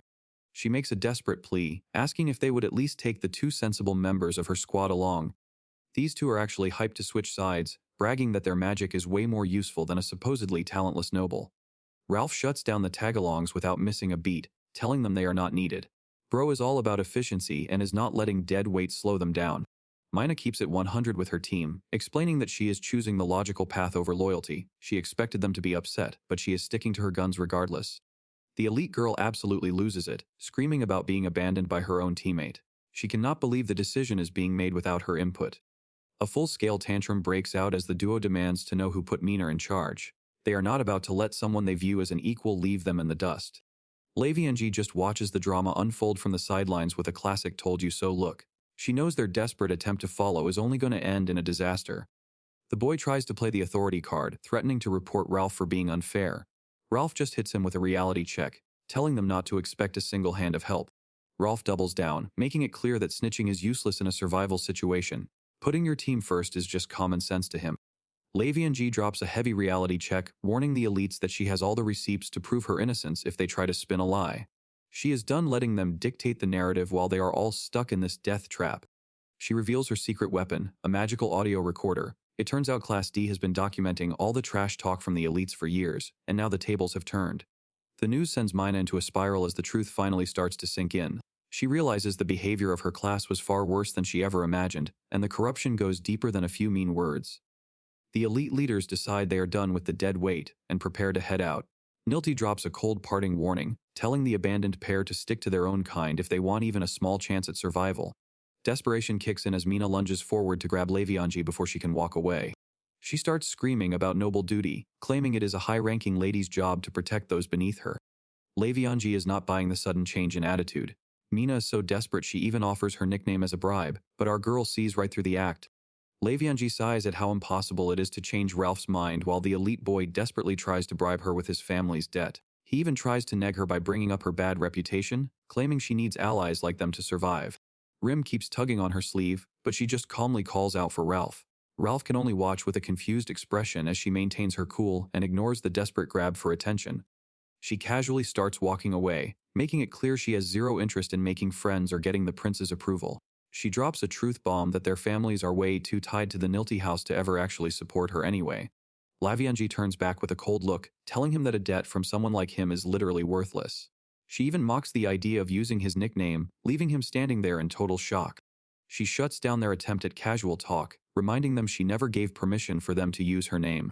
They are stuck in a cold sweat as she puts them back in their place with a harsh reality check. Closing her eyes, she explains that people have a major misunderstanding about how power works. They think school rankings are the same as real-world status, but she is about to set them straight. She leans in with a terrifyingly calm face, reminding them that she is as high rank as it gets thanks to her family and fiancé. The two elites practically jump out of their skins as they realize they just tried to bully a literal top-tier noble. Lavianji drops a cold line, telling the elites they are not even worth her effort. Her version of consoling is a verbal slap that leaves them broken. She thinks she is being a sweetheart with that elegant smile. The vibe is terrifying. The elite girl finally hits the floor. Lavianji treats the trauma as simple relief while the others just watch. Ralph calls for her. She is done with the drama. The squad starts moving out. Kartika is worshipping the ground our girl walks on. Lavianji tries to play it off as friendly. The team knows a finishing move when they see one. The weird energy from her teammates goes right over her head. With the elite drama handled, she focuses on the road ahead. Class 2D is finally ready to move out. Shua reflects on the mess that happened at the academy today. It was the first time he ever really tried to hold Lavianji accountable for her behavior. He brings up how Sienna told him everything about her unruly attitude. He claims he has issued way more warnings than he can even remember. Since she never shows a hint of remorse, he finally decided to follow through on his threats. He justifies it to himself, thinking that as her fiancé, keeping her in check is his right. Even after that encounter, a teacher actually had the nerve to try and blame him. He just looks away, telling himself he did nothing wrong. Later that night, he tells himself that because words were useless, he had no choice but to get physical. Standing by the window, he wonders why anyone has a problem with that before something else crosses his mind. Royal spies send back regular reports on everyone engaged to the family. Since he basically hates the idea of this arranged marriage, he has never even bothered to open the folder. Shua finally skims the report and realizes his fiancée is basically living in a shack and doing her own chores. The spy even complains about her asking for foraging advice in the woods. He is losing his mind wondering why a high-rank noble is out there living like a survivalist. Reports show she did not just sit around as a typical noble, she was actually out in the castle town bartering for basic necessities. The grind was real even back then. Shua's eyes go wide as he reads the unthinkable. Her own mother tried to take her out as a child, and she only survived because her brother's healing magic saved her life. There are endless notes about Mihail frantically searching for his sister every time she ditched her lessons. She was a professional at giving everyone the slip. Shua realizes her status as the incompetent daughter actually made her the safest person in the family. Since nobody saw her as a threat, she stayed out of every major power struggle. He is genuinely impressed by her escape artist skills. Constantly ditching her brother like that takes a special kind of talent. On second thought, he cannot recall her father or brother ever showing her real hate. Her dad was just indifferent, while her brother was just obsessed with her education. He starts thinking about how hard it must be for Sienna in that house too. Suddenly, he freezes at his desk with a look of pure confusion. Sienna's frail act is a total lie designed to crush Lavianji from the shadows. She has been sneaking into her sister's cabin daily just to smash her things, finding genuine joy in the torment. Royal spies are bound by duty to report only the cold, hard facts. Since these records are official, there is no room for doubt. Every word is the absolute truth. Despite these reports piling up for years, he never once bothered to look at them. His own ignorance has led him straight into a disaster. He was completely blind to Sienna's true colors, convinced she was his soulmate. It got so bad that he even begged his father to let him marry her instead. Swallowing those lies and judging Lavianji for her supposed shallow behavior was his biggest mistake. He has been a disgrace to the royal family. The damage he has caused might be irreparable. He remembers losing his cool and getting rough with her in the middle of a hallway. Instead of exposing him, Lavianji actually protected his image by suggesting a financial compromise to settle the debt. The weight of his mistakes finally hits him, and it is soul-crushing. He is left staring into the void, wondering how he can ever face himself again. Back at the academy, our boy Shua is having a full-blown crisis at his desk, stressing over how he is even supposed to look Lavianji in the eye during tomorrow's training exercise.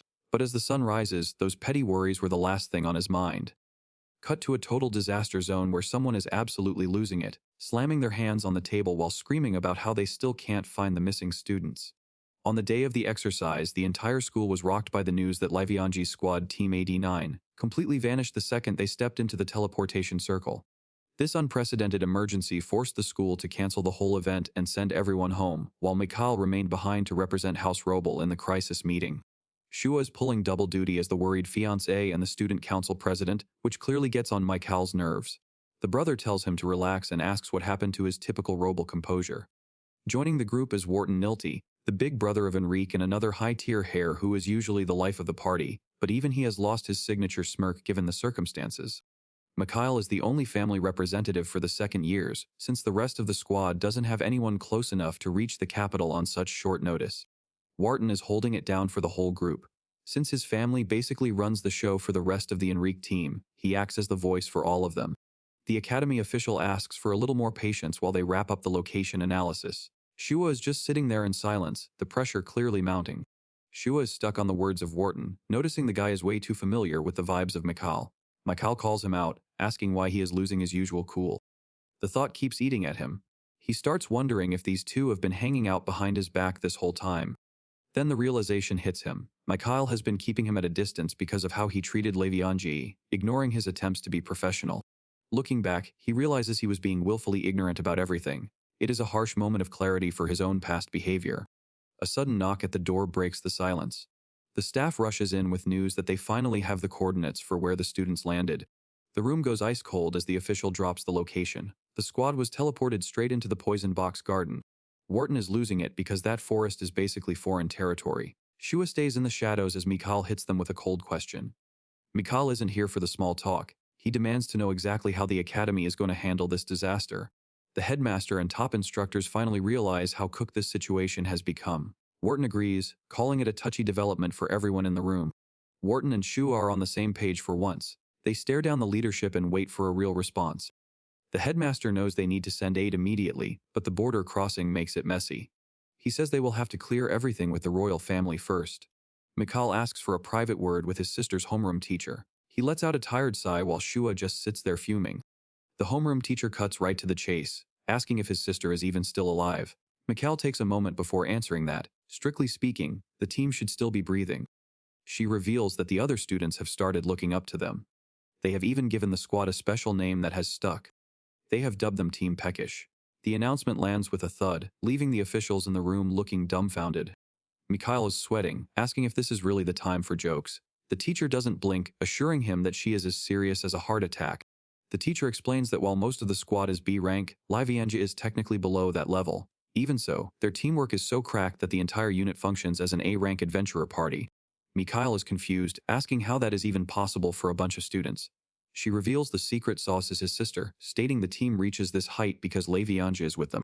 The room goes dead quiet. The idea of the academy's supposed failure being the key to an A-rank squad has everyone frozen in shock. Mikhail's brain has officially left the chat. He can only stare in total confusion, admitting that he is completely lost. The logic just is not logicking.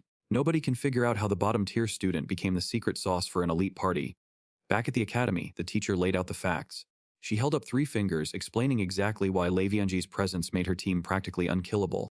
Between her expert beast-hunting knowledge, her skill with high-tier tools, and her knack for maximizing her team's potential, she was basically a cheat code.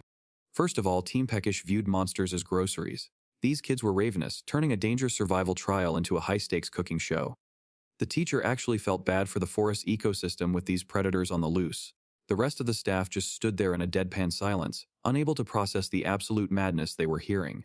One official looked totally overwhelmed as he tried to wrap his head around the explanation. Another finally cut in to interrupt, hoping to clear up the confusion. He had one big question. If the bottom-tier Class D kids were thriving, then the elite upperclassmen they were with had to be safe too, right? The teacher didn't even sugarcoat it. She gave him a stone-cold no, making it clear that the elites were in a completely different, much worse situation. Class A's teacher is coping hard, insisting his students are the academy's absolute peak. He's offended that anyone would even suggest they're inferior to the kids in Class D. A staff member steps in with the receipts. He admits he wasn't going to share the info, but asks the instructor to look it over anyway. The teacher takes one look at the file and starts physically shaking. He's in a cold sweat just reading the first few lines. He's completely losing his mind, screaming about why they'd even show him this. The official beside him can't even process what he's seeing. The instructor is in a full panic, demanding to know why this earth-shaking information was kept secret. The bearded official tries to get the room back under control. The homeroom teacher reveals that the previous year's Class D graduates left a massive research project behind. It was meant as a parting gift for the students who took over their work. She explains that she only just found a copy herself that morning. Every team leader was given their own version of the files, meaning the secret is already out. The prince looks over the files and realizes they are a hit list of Class A abusers. A third of the current top class is listed for past harassment. He stares at the level of detail in the reports. They do not just name names, they break down every bit of magic and swordplay the bullies used. Flipping through the pages, he notices the names of the guys on Enrique's team. It is a literal blueprint of the school's toxicity. The homeroom teacher admits it could be dismissed as rumors since there is no proof. Still, the timing makes it hard to ignore. She looks at the reality of the situation. If these elite students are actually this trash, Class D will not hesitate to leave them behind. The survival of the upperclassmen now rests entirely on Team Peckish. Without the coordination of the low rankers, the elites are finished. The conclusion is grim. Without Leviange's crew, the elite squad is going to be completely wiped out. The bearded official is sweating buckets. He asks if Team Peckish is really going to be held responsible for leaving those elite students behind. The teacher does not miss a beat. She explains that in a place this dangerous, prioritizing your own survival is just common sense self-defense. He tells her to cut the crap, but she stays cold. She makes it clear that the seniors are the ones who brought this nightmare upon themselves. Another staff member jumps in with the receipts. Last year, the elite students did the exact same thing to Class D and left them to get mauled by monsters. Back then, Leviange did not even bother reporting it because she knew the school would just ignore her. She called the whole protest a waste of energy. The teacher vents about how broken the system is. The bullies only got a 1-week suspension, but a lower-class student would have been expelled for the same thing. The reality is that the school rules protect self-defense. If Team Peckish chooses survival over saving their abusers, the academy has zero right to blame them. The bearded official is losing his mind, unable to believe Class A students would actually pull something this dirty. Shua is just as shaken, realizing they targeted a high-ranking noble like his own fiancé. A dark thought crosses Shua's mind. He realizes that their elite status isn't why they wouldn't do it, it is exactly why they would. The weight of his own actions starts crushing him. He realizes that by treating Leviange like trash, he basically gave everyone else a green light to do the same.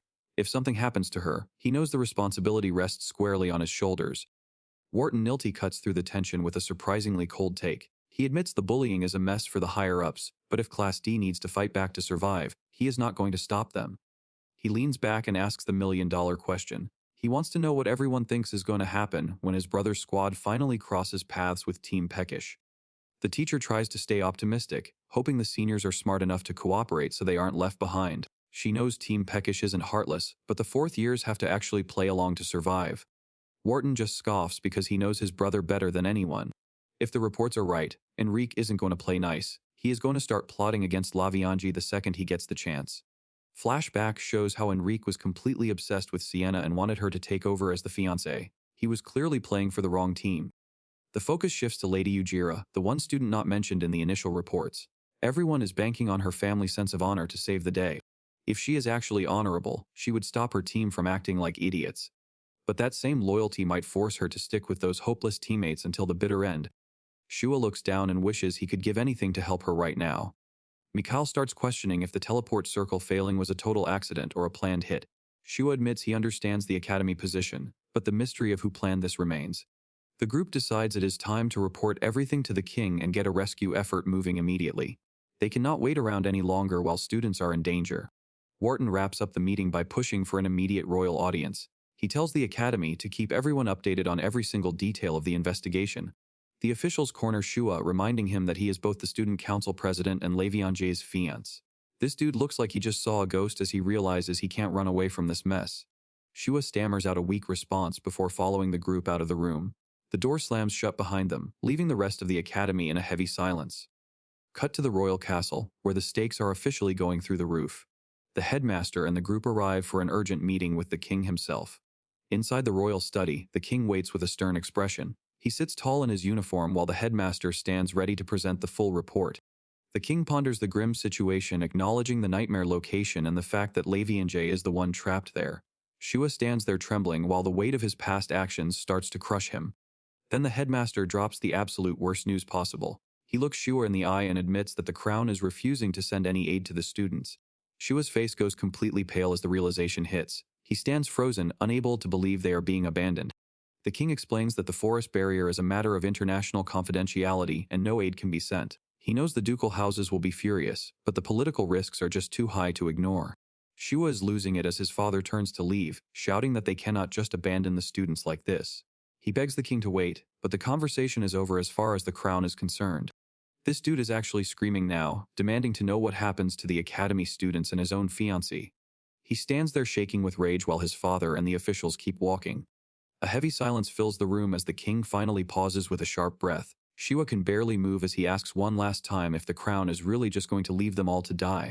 The king turns around with a look that would make a dragon flinch, asking Shua what he even expects them to do. He tells his son that this is not the time for his usual arrogance.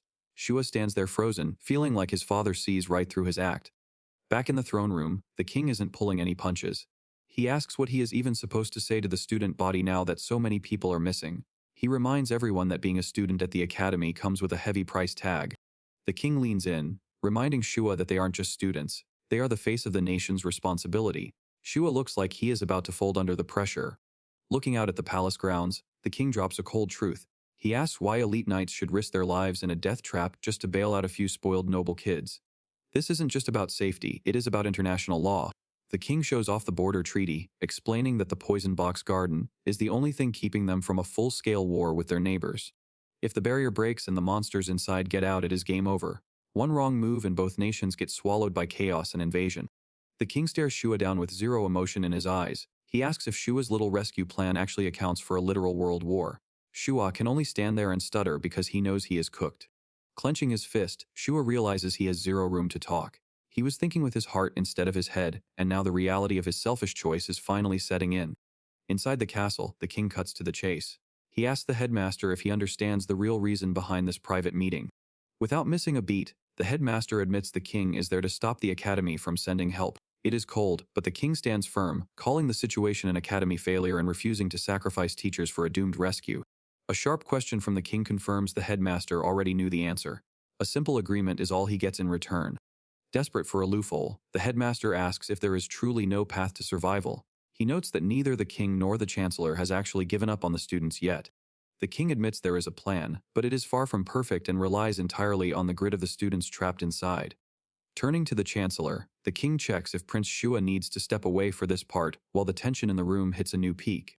Since the king isn't bothered, he gives the signal to proceed as the chancellor steps up to break down the strategy. The chancellor lays out the rescue plan and makes it clear that this is their only real shot. Shua is reeling from the details, finally realizing just how high the stakes have become. If this method is actually their only hope, Shua is ready to risk everything on it. He is barely holding on as he processes the slim chance they have left to save the team. The king brings up the secret files left behind by the seniors and reminds Shua of his duties as a prince. All Shua can do is offer a shaky confirmation while the pressure in the room continues to build. Since Lavianji is a top-tier noble and his own fiancée, the king asks why Shua thinks she would even be in danger. Shua avoids eye contact, knowing his own actions have put her in a terrible spot. The logic is simple. Any noble present should be acting as a shield for the royal family. It is their literal job to take the hit for someone of her status. Shua gets a reality check for trying to treat a high-ranking duke's son like a personal servant. The king points out that the reports show Shua is the one out of line, not the people he is blaming. It turns out Baines is just as involved in the scandal, and Shua is starting to see the true cost of his mistakes. The weight of his failures is finally starting to crush him. Shua's internal panic hits a new level. If Baines gets dragged down for this, he is losing his only real ally. Flashback to the training prep. Our boy actually shared the secret report with Baines before they even left. Baines wasn't just reading papers. He finally saw Sienna's mask slip and realized just how badly they have been treating Lavianji. Head down, Shua finally owns his mess. He is ready to take the blame, but the king's chilled response shows he is already 3 steps ahead. The king isn't pulling any punches. He mocks Shua's choice in friends and puts the entire liability of the 4th year's failures squarely on his shoulders. Talk about a grim realization. If the squad doesn't make it back, the scandal dies with them, which is a terrifyingly convenient win for the crown. Total silence. Shua is staring into the eyes of a ruler who sees human lives as nothing more than political chess pieces. The king is not pulling any punches. Does hearing the truth offend you? He asks with ice in his tone. Even asking for a rescue is framed as an act of arrogance. The crown has zero patience left for excuses. Power is stripped away in real time. The king reminds him that his status as a prince is the bare minimum and carries no weight in state affairs. That has to sting. The king makes it clear that the prince is so irrelevant that his presence makes zero difference to the outcome. Finally, the prince is confronted with his true place. The king explains exactly why he was never trusted with any real authority over national matters. Every claim he tries to make is just noise to the crown.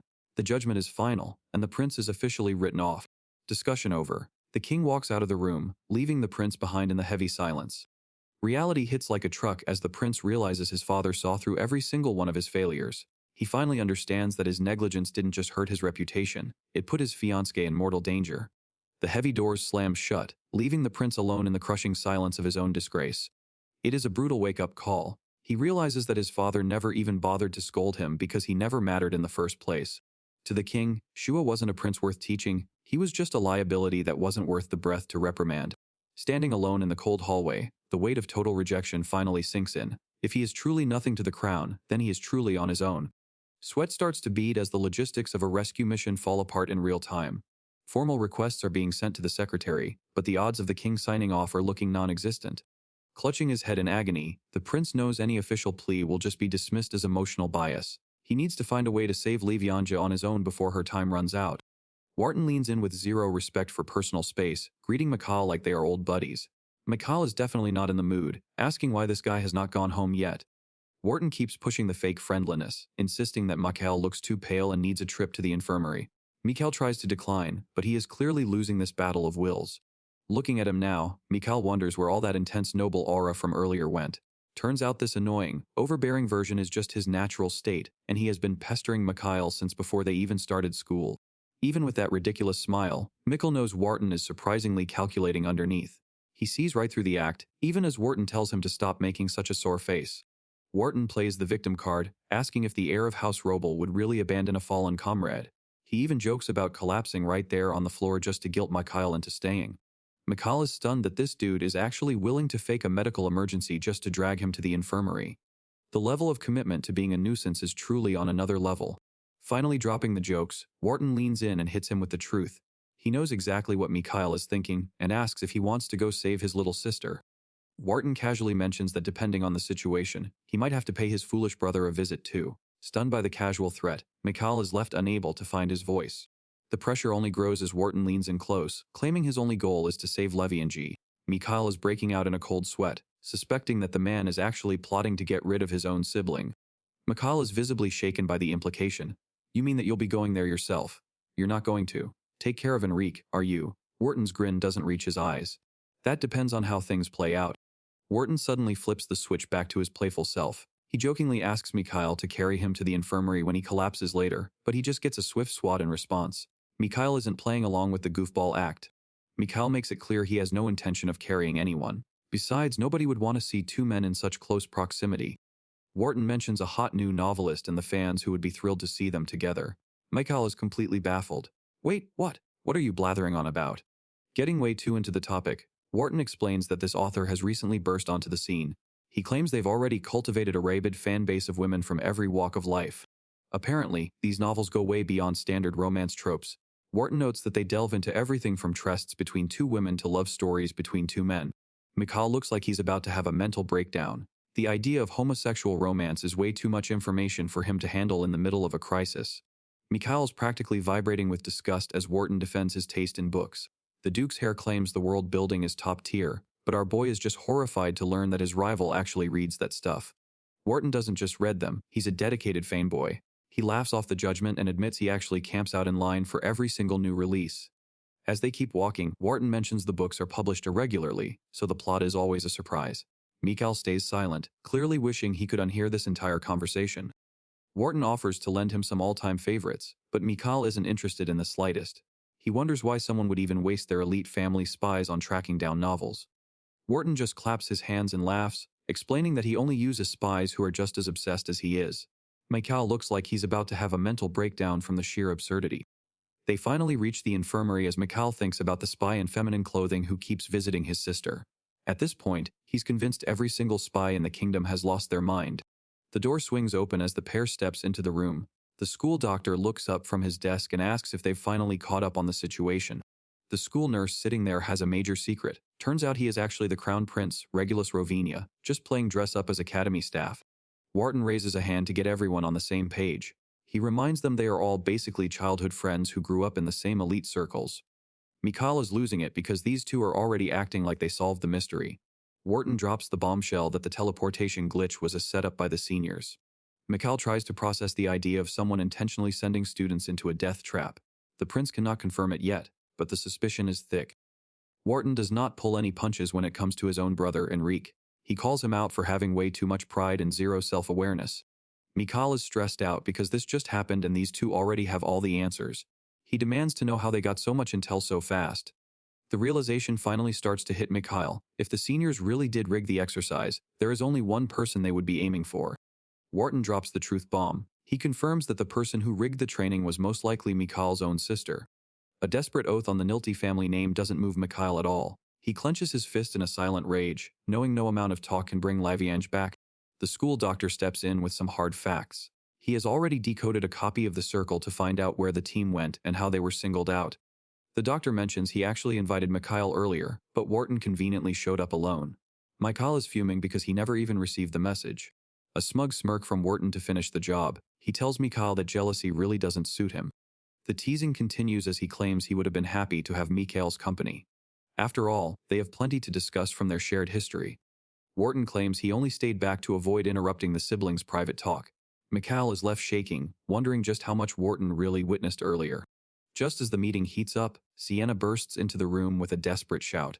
Mikhail is not having the interruption and demands to know why she is not heading home with the rest of the students. She completely ignores the rules and insists on joining the discussion. She starts acting all worried, clutching her hands like a drama queen. She asks if it is true that their sister is on the team that went missing. Mikhail shuts her down immediately, telling her this talk is strictly for family heads and staff. Behind his cold face, he is actually suspicious because the school never went public with the names. He wonders how she even knew Laviange was part of the group that vanished. Our boy starts doing some mental gymnastics to figure out who leaked the info. The teachers are under a gag order and their mother is back at the estate, so there is no way she heard it from home. It is becoming pretty clear that someone outside the official circle is talking. A memory of Enrique talking to Sienna flashes through his mind. His eyes go wide as he realizes there might be a dark connection between the two of them. He freezes up, completely lost in his own head. Wharton and the doctor have to call out his name just to snap him back to reality. He stammers out a weak excuse while trying to play it cool. The others are not buying the act and ask why he suddenly started zoning out in the middle of a crisis. Wharton decides to keep the connection between Enrique and Sienna to himself for now. Mikhail apologizes for the delay and asks the doctor to continue, preferring to stick to the facts.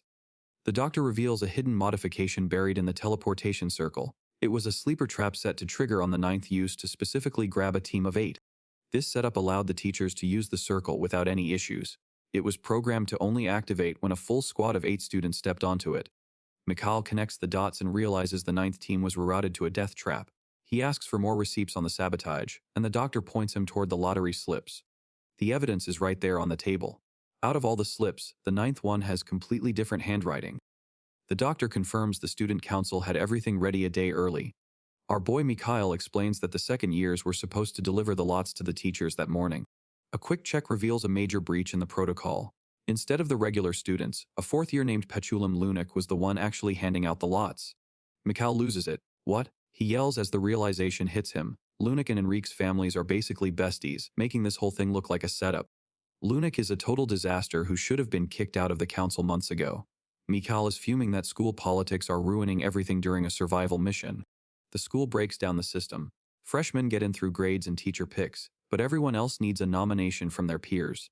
Since the second years were ghosting the council, they had to lower their standards. That is the only reason bottom-tier students like Lunik and Lady Twyla even made the cut. The reason for the lack of interest is simple. Everyone saw the second prince and his goons ganging up on Laviange and decided they wanted zero part of that toxic drama. They even used Sienna's fake tears to try and bully her, but Laviange just laughed it off like a legend. Seeing her laugh while the others played victim was the moment Mikhail started suspecting Sienna was a total fraud. Staring at the evidence, Mikhail wonders how they rigged the draw for a specific number. Wharton just winks and drops some logic, pointing out that if you know the order people are drawing in, fixing the lottery is easy. Mikhail connects the dots as he realizes the team leaders drew in alphabetical order. Finding magic residue on the 9th slip confirms that the entire lottery was a total sham. The setup was actually pretty simple, using magic to hide the slip inside the box. Wharton points out that the spell was timed to vanish right after the draw to keep anyone from getting suspicious. It was a rigged game from the jump. Enrique didn't even need to pick a lot when his buddy Lunik already had the 9th slip ready and waiting for him. Even though they pulled it off, the plan was dangerously reckless. Wharton mocks the sloppy work, noting that if the previous student had seen an empty box, the whole scam would have crashed and burned. The mystery goes deeper when Wharton mentions a major inconsistency. There is no way Enrique and his crew had the skills to pull off the high-level sabotage found on the teleportation circle. Our boy Mikhail agrees, admitting that tampering with the circle requires professional-level magic. This wasn't just some student prank, it was a complex hit executed in a very short time frame. The doctor gets real and suggests that only the headmaster or Mikhail himself could have bypassed the security barriers. With the perimeter locked down, the list of potential culprits is getting uncomfortably short. The theory is getting wild, as the doctor suggests someone may have played Enrique like a fiddle to help with the plot. Since it wasn't the headmaster or Mikhail, the list of suspects is officially going off campus. Mikhail is feeling the pressure, trying to figure out what his brother would even gain from this chaos.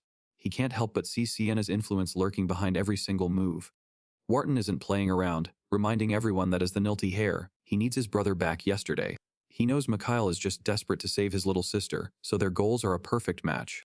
Here is the massive reveal: the school nurse is actually the Crown Prince Regulus Ravinia in total disguise. He is not here for a checkup, he is here to expose whoever dared to mastermind this entire mess. These guys are way overqualified, casually mentioning how they used to hunt A-rank monsters for fun back in the day.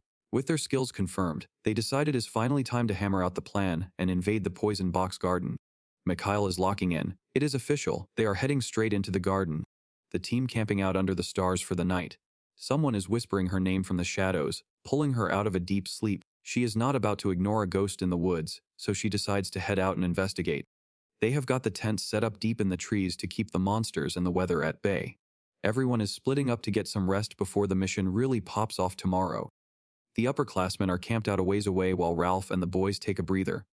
It is getting late, but the mystery of the night is keeping our girl wide awake. Kartika is literally dreaming about food and talking in her sleep. Seeing her friend finally relax after all the chaos is the only reward our MC needs. Writing has become the perfect way for her to process all the wild events of her life. Her novels are actually becoming a hit with both the humans and the sacred beasts. Mino is basically the walking definition of a legendary knight. Our MC is low-key obsessed with her chivalry and cannot stop fangirling over her.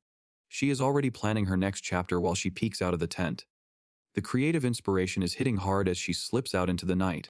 A heavy footstep echoes through the woods, catching our MC completely off guard. A mysterious voice calls her name from the glowing shadows.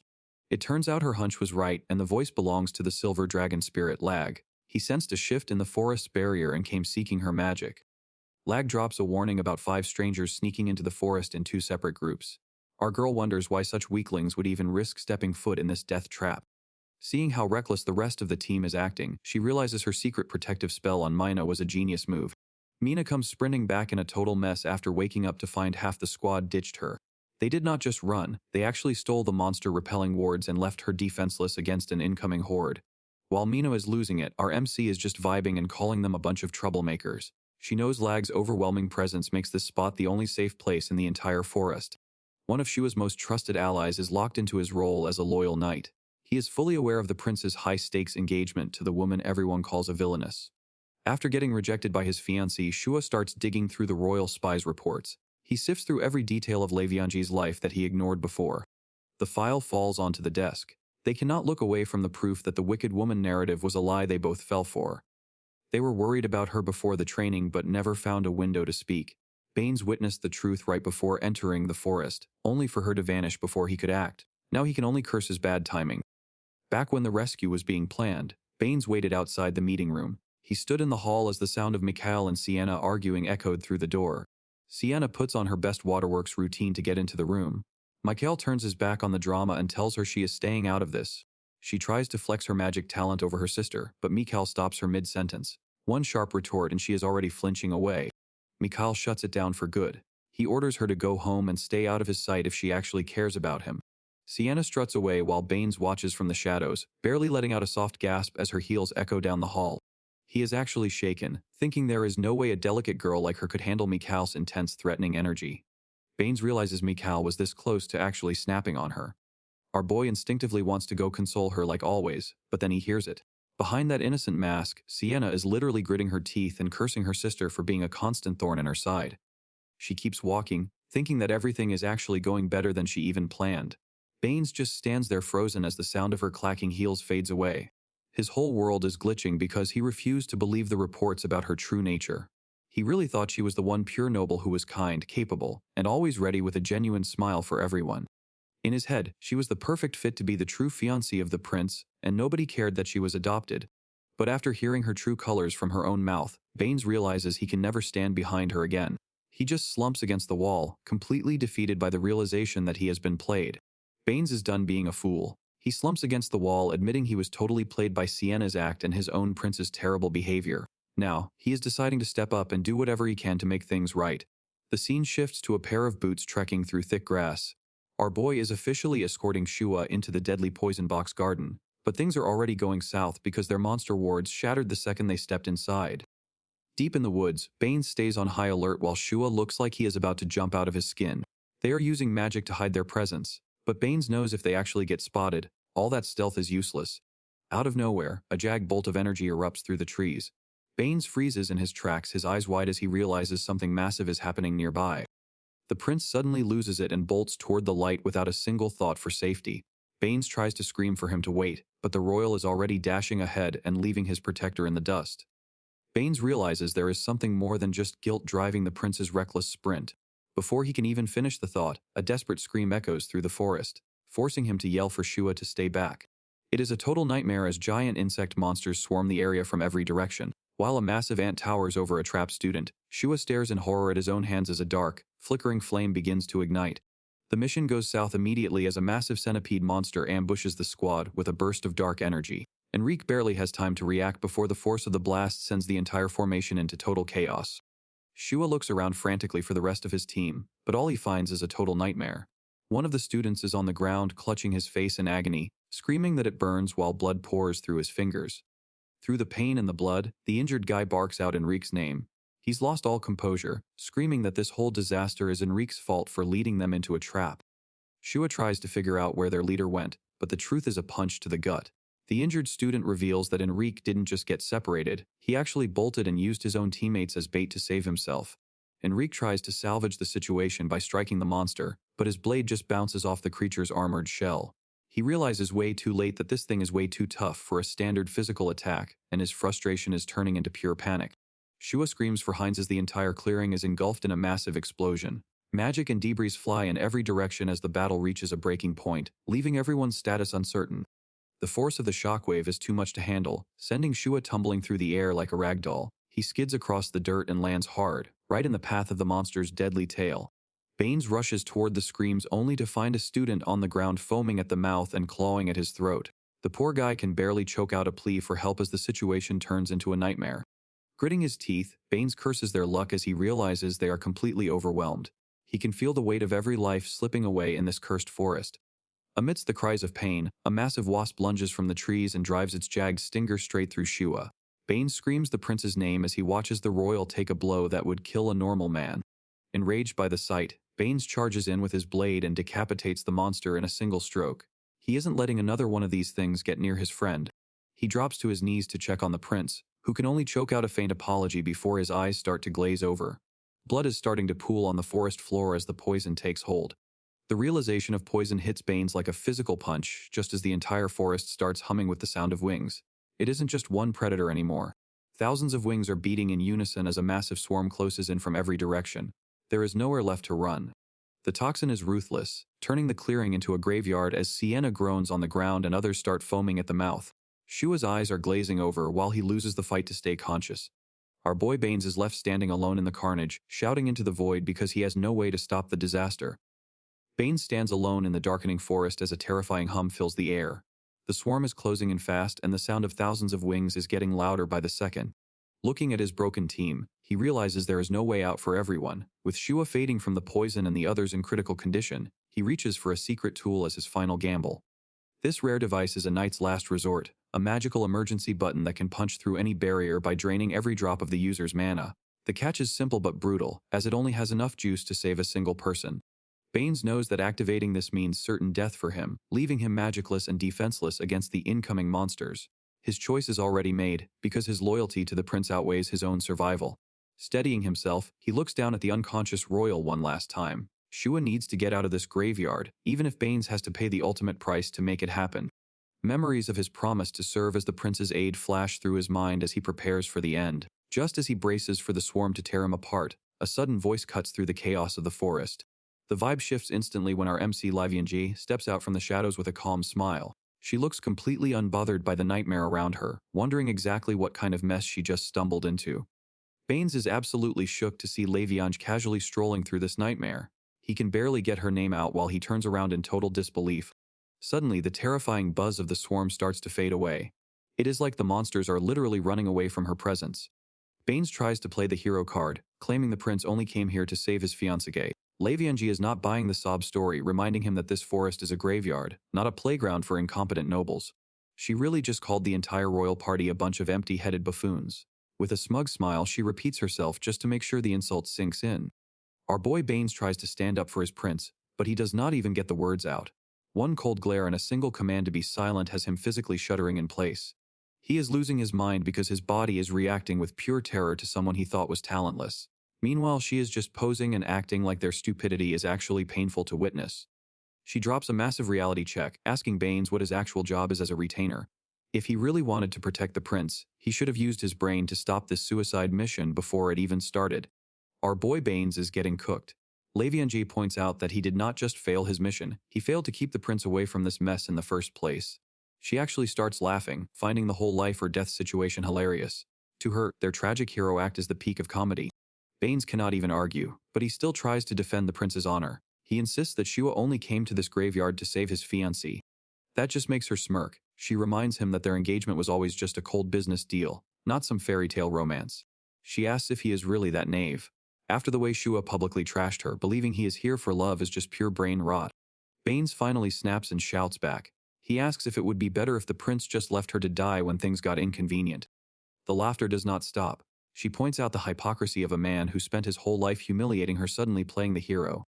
Lavianji continues her savage breakdown, explaining how the upperclassmen waited for the team to fall asleep before stealing their monster wards and ditching them. Now, 2 students are left foaming at the mouth while Lord Nilty is nowhere to be found. It is obvious he used his own teammates as human decoys to save his own skin.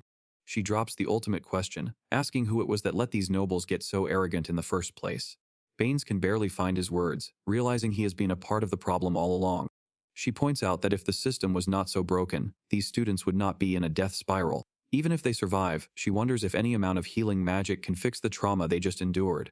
Livianji keeps the pressure on, reminding them that their open contempt for commoners led directly to this disaster. She asks if the nobility and royalty really think they can just wash their hands of this mess.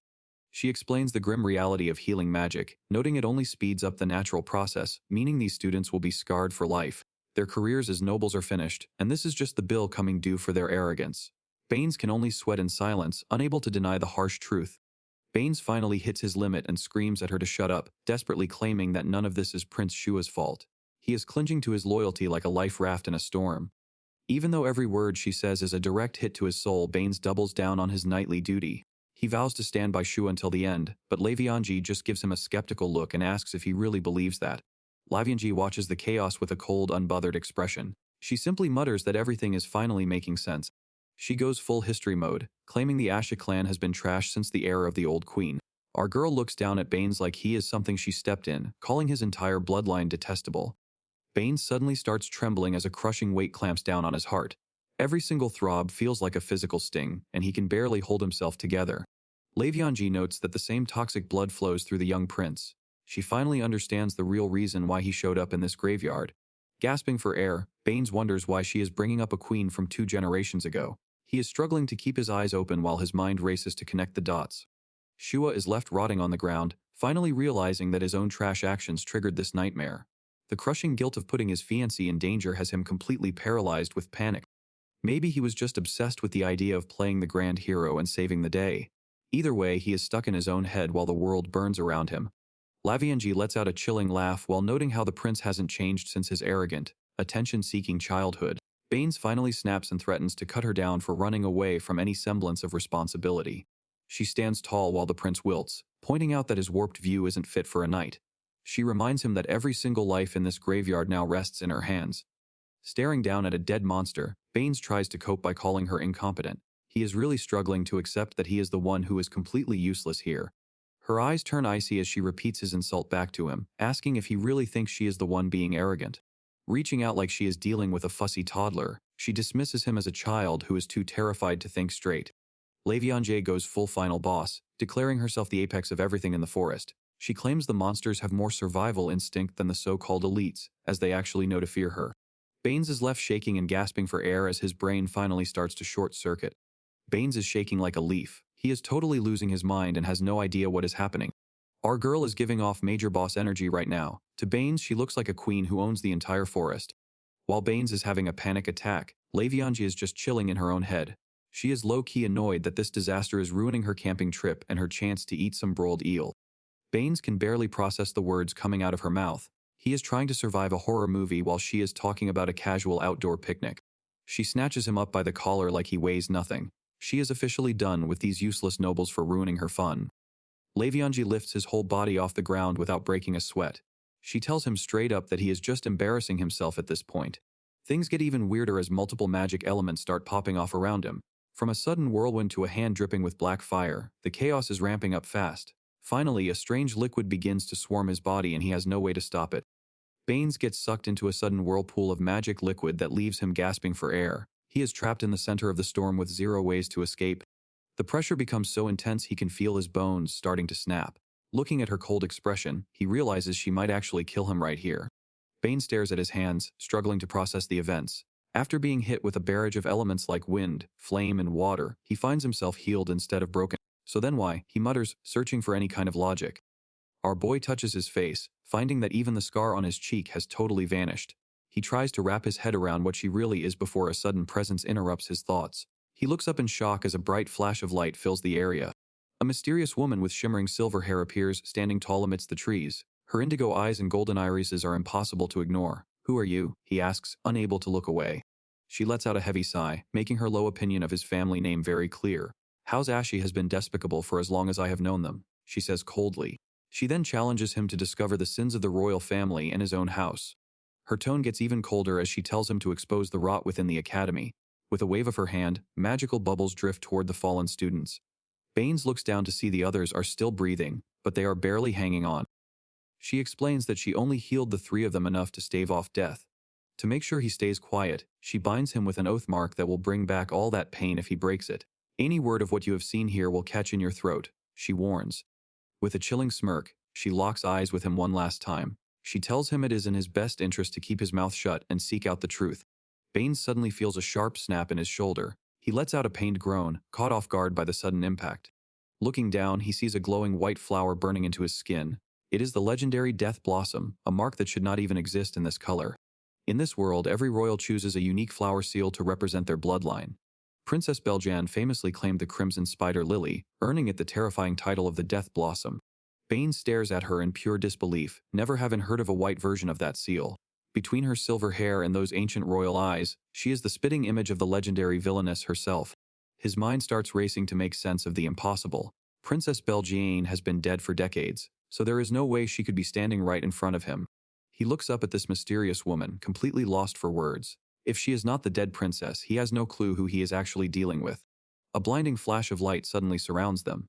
Baines demands to know where they are being sent, but his words are cut off as a teleportation circle activates. She just gives a casual wave as they vanish into thin air.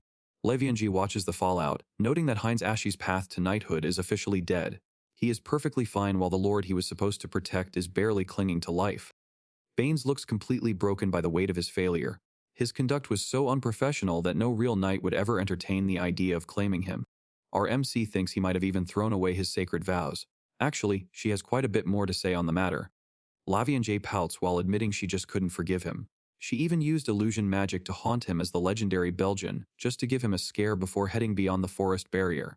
Next on the list is the blonde duo. They drugged Mina and left everyone exposed, so Leviange has zero sympathy for their situation. Leaving them with their lives is the absolute peak of her mercy. For now, they are just uselessly slumped on the ground. The physical scars from this disaster are going to be permanent. Once Baines wakes up, it will be up to him to use the healing potions in the prince's bag and decide if he even wants to save them. Leviange is playing a dangerous game of cat and mouse. She admits she baited her enemies into a trap they can never escape just to watch them struggle. Her dragon spirit lag thinks she is being far too generous by giving them any hope at all. She never actually expected her pawns to succeed at their mission. Her real goal is to make sure their suffering lasts forever while they chase a past that does not exist. A nervous official is left holding the bag as shadowy forces close in on his every move. Next on the agenda are the remaining 3 intruders. Lag suggests she should have just ended them already, but our MC finds his protective attitude pretty adorable. She is ready to see how the next phase of her master plan unfolds. Elsewhere in the forest, things have devolved into absolute chaos. Wharton Nilty is proving why he is a top-tier hare, slicing through monster swarms with zero effort. He is moving so fast the insects do not even see the blade coming. A giant centipede tries to catch him slipping with a stinger barrage. Wharton realizes he is about to land right in the line of fire, but he is already calculating his next move. The pressure in this zone is on another level. Suddenly, a heavy impact smashes the monster right in the face. Michael Roble finally arrives on the scene to back up his partner. These two are definitely not the types you want to mess with in a dark forest. Mikhail holds up his hands as a blinding surge of power erupts from his palms. The sheer force of the magic clears everything in their path as they move to secure the area. It is a total wipeout in seconds. A quick warning to his partner not to get too cocky before Mikhail tosses a dagger. He makes the throw look effortless. Wharton just grins and claims he handled the monster with serious style. This dude is definitely feeling himself right now. Suddenly, the dagger turns into a grenade and clears the area in a blast. The squad is left standing there in a daze. Staring at the smoke, Mikhail looks like he is buffering. Wharton asks if he seriously didn't know his own weapon was a ticking time bomb. Leviange was the one who prepped the gear before the training started. Mikhail admits he knew they might explode, but he didn't expect a result this intense. Our MC turned the knives into explosives that were supposed to go off in 10 seconds. Wharton notes it only took 5, calling her a menace. She even told him to just use healing magic if the explosion caught him. Mikhail is terrified of her zero-effort quality control. Mikhail is holding his head and groaning from the sheer stress of the situation. Wharton stands nearby, commending that Lady Rober is really something else. Back at the Academy Infirmary, they received a full rundown about the garden's secrets. Prince Regulus explained that while the barrier is normally perfect, it has a 6-month renewal window they can exploit. Regulus is only using his position as a nurse to investigate the school with the king's permission. He has been digging for the truth since he was a student here himself. He refused to stay behind despite the risks of the mission. He knows that if they let the mastermind escape now, there will be even more dangerous plots in the future. There is still a lot he can't share with the others just yet. Everyone drops the subject to focus on their main goal of finding the missing students. Detection magic has been running since the second they stepped into the trees. They are meticulously tracing the magical energy footprints left behind by the target teams. Their magic initially picked up everyone in one spot, but the group split after fighting some monsters. Now they are tracking 2 separate signals moving through the forest. Regulus notes that the monsters are ignoring one of the stationary groups. It is obviously Leviange's team since she definitely has the brains to set up countermeasures. He wants to rush to her side and make sure she is safe right now. But duty comes first. He reminds himself that as royalty, his life was paid for by the people, and he cannot afford to die for some reckless impulse. To get things done, he has to keep this awkward trio together. He needs Mikhail and Wharton on his side if they are actually going to find her. The deal is simple. They are prioritizing Enrique first while tracking the group that is currently on the move. Wait, more signals are popping up on the radar. Wharton tries to crack a joke about Regulus's brother showing up, but the vibe turns dark fast as the monsters start closing in. Suddenly, every single magical signature on their map just blinks out of existence. The group freezes as the realization hits that they might already be too late. The group stands frozen as the radar goes dark. If every signature vanished at the same time, it means they might all be dead. Something else was out there too. For just a second, a presence felt like a human, but also like something way more powerful.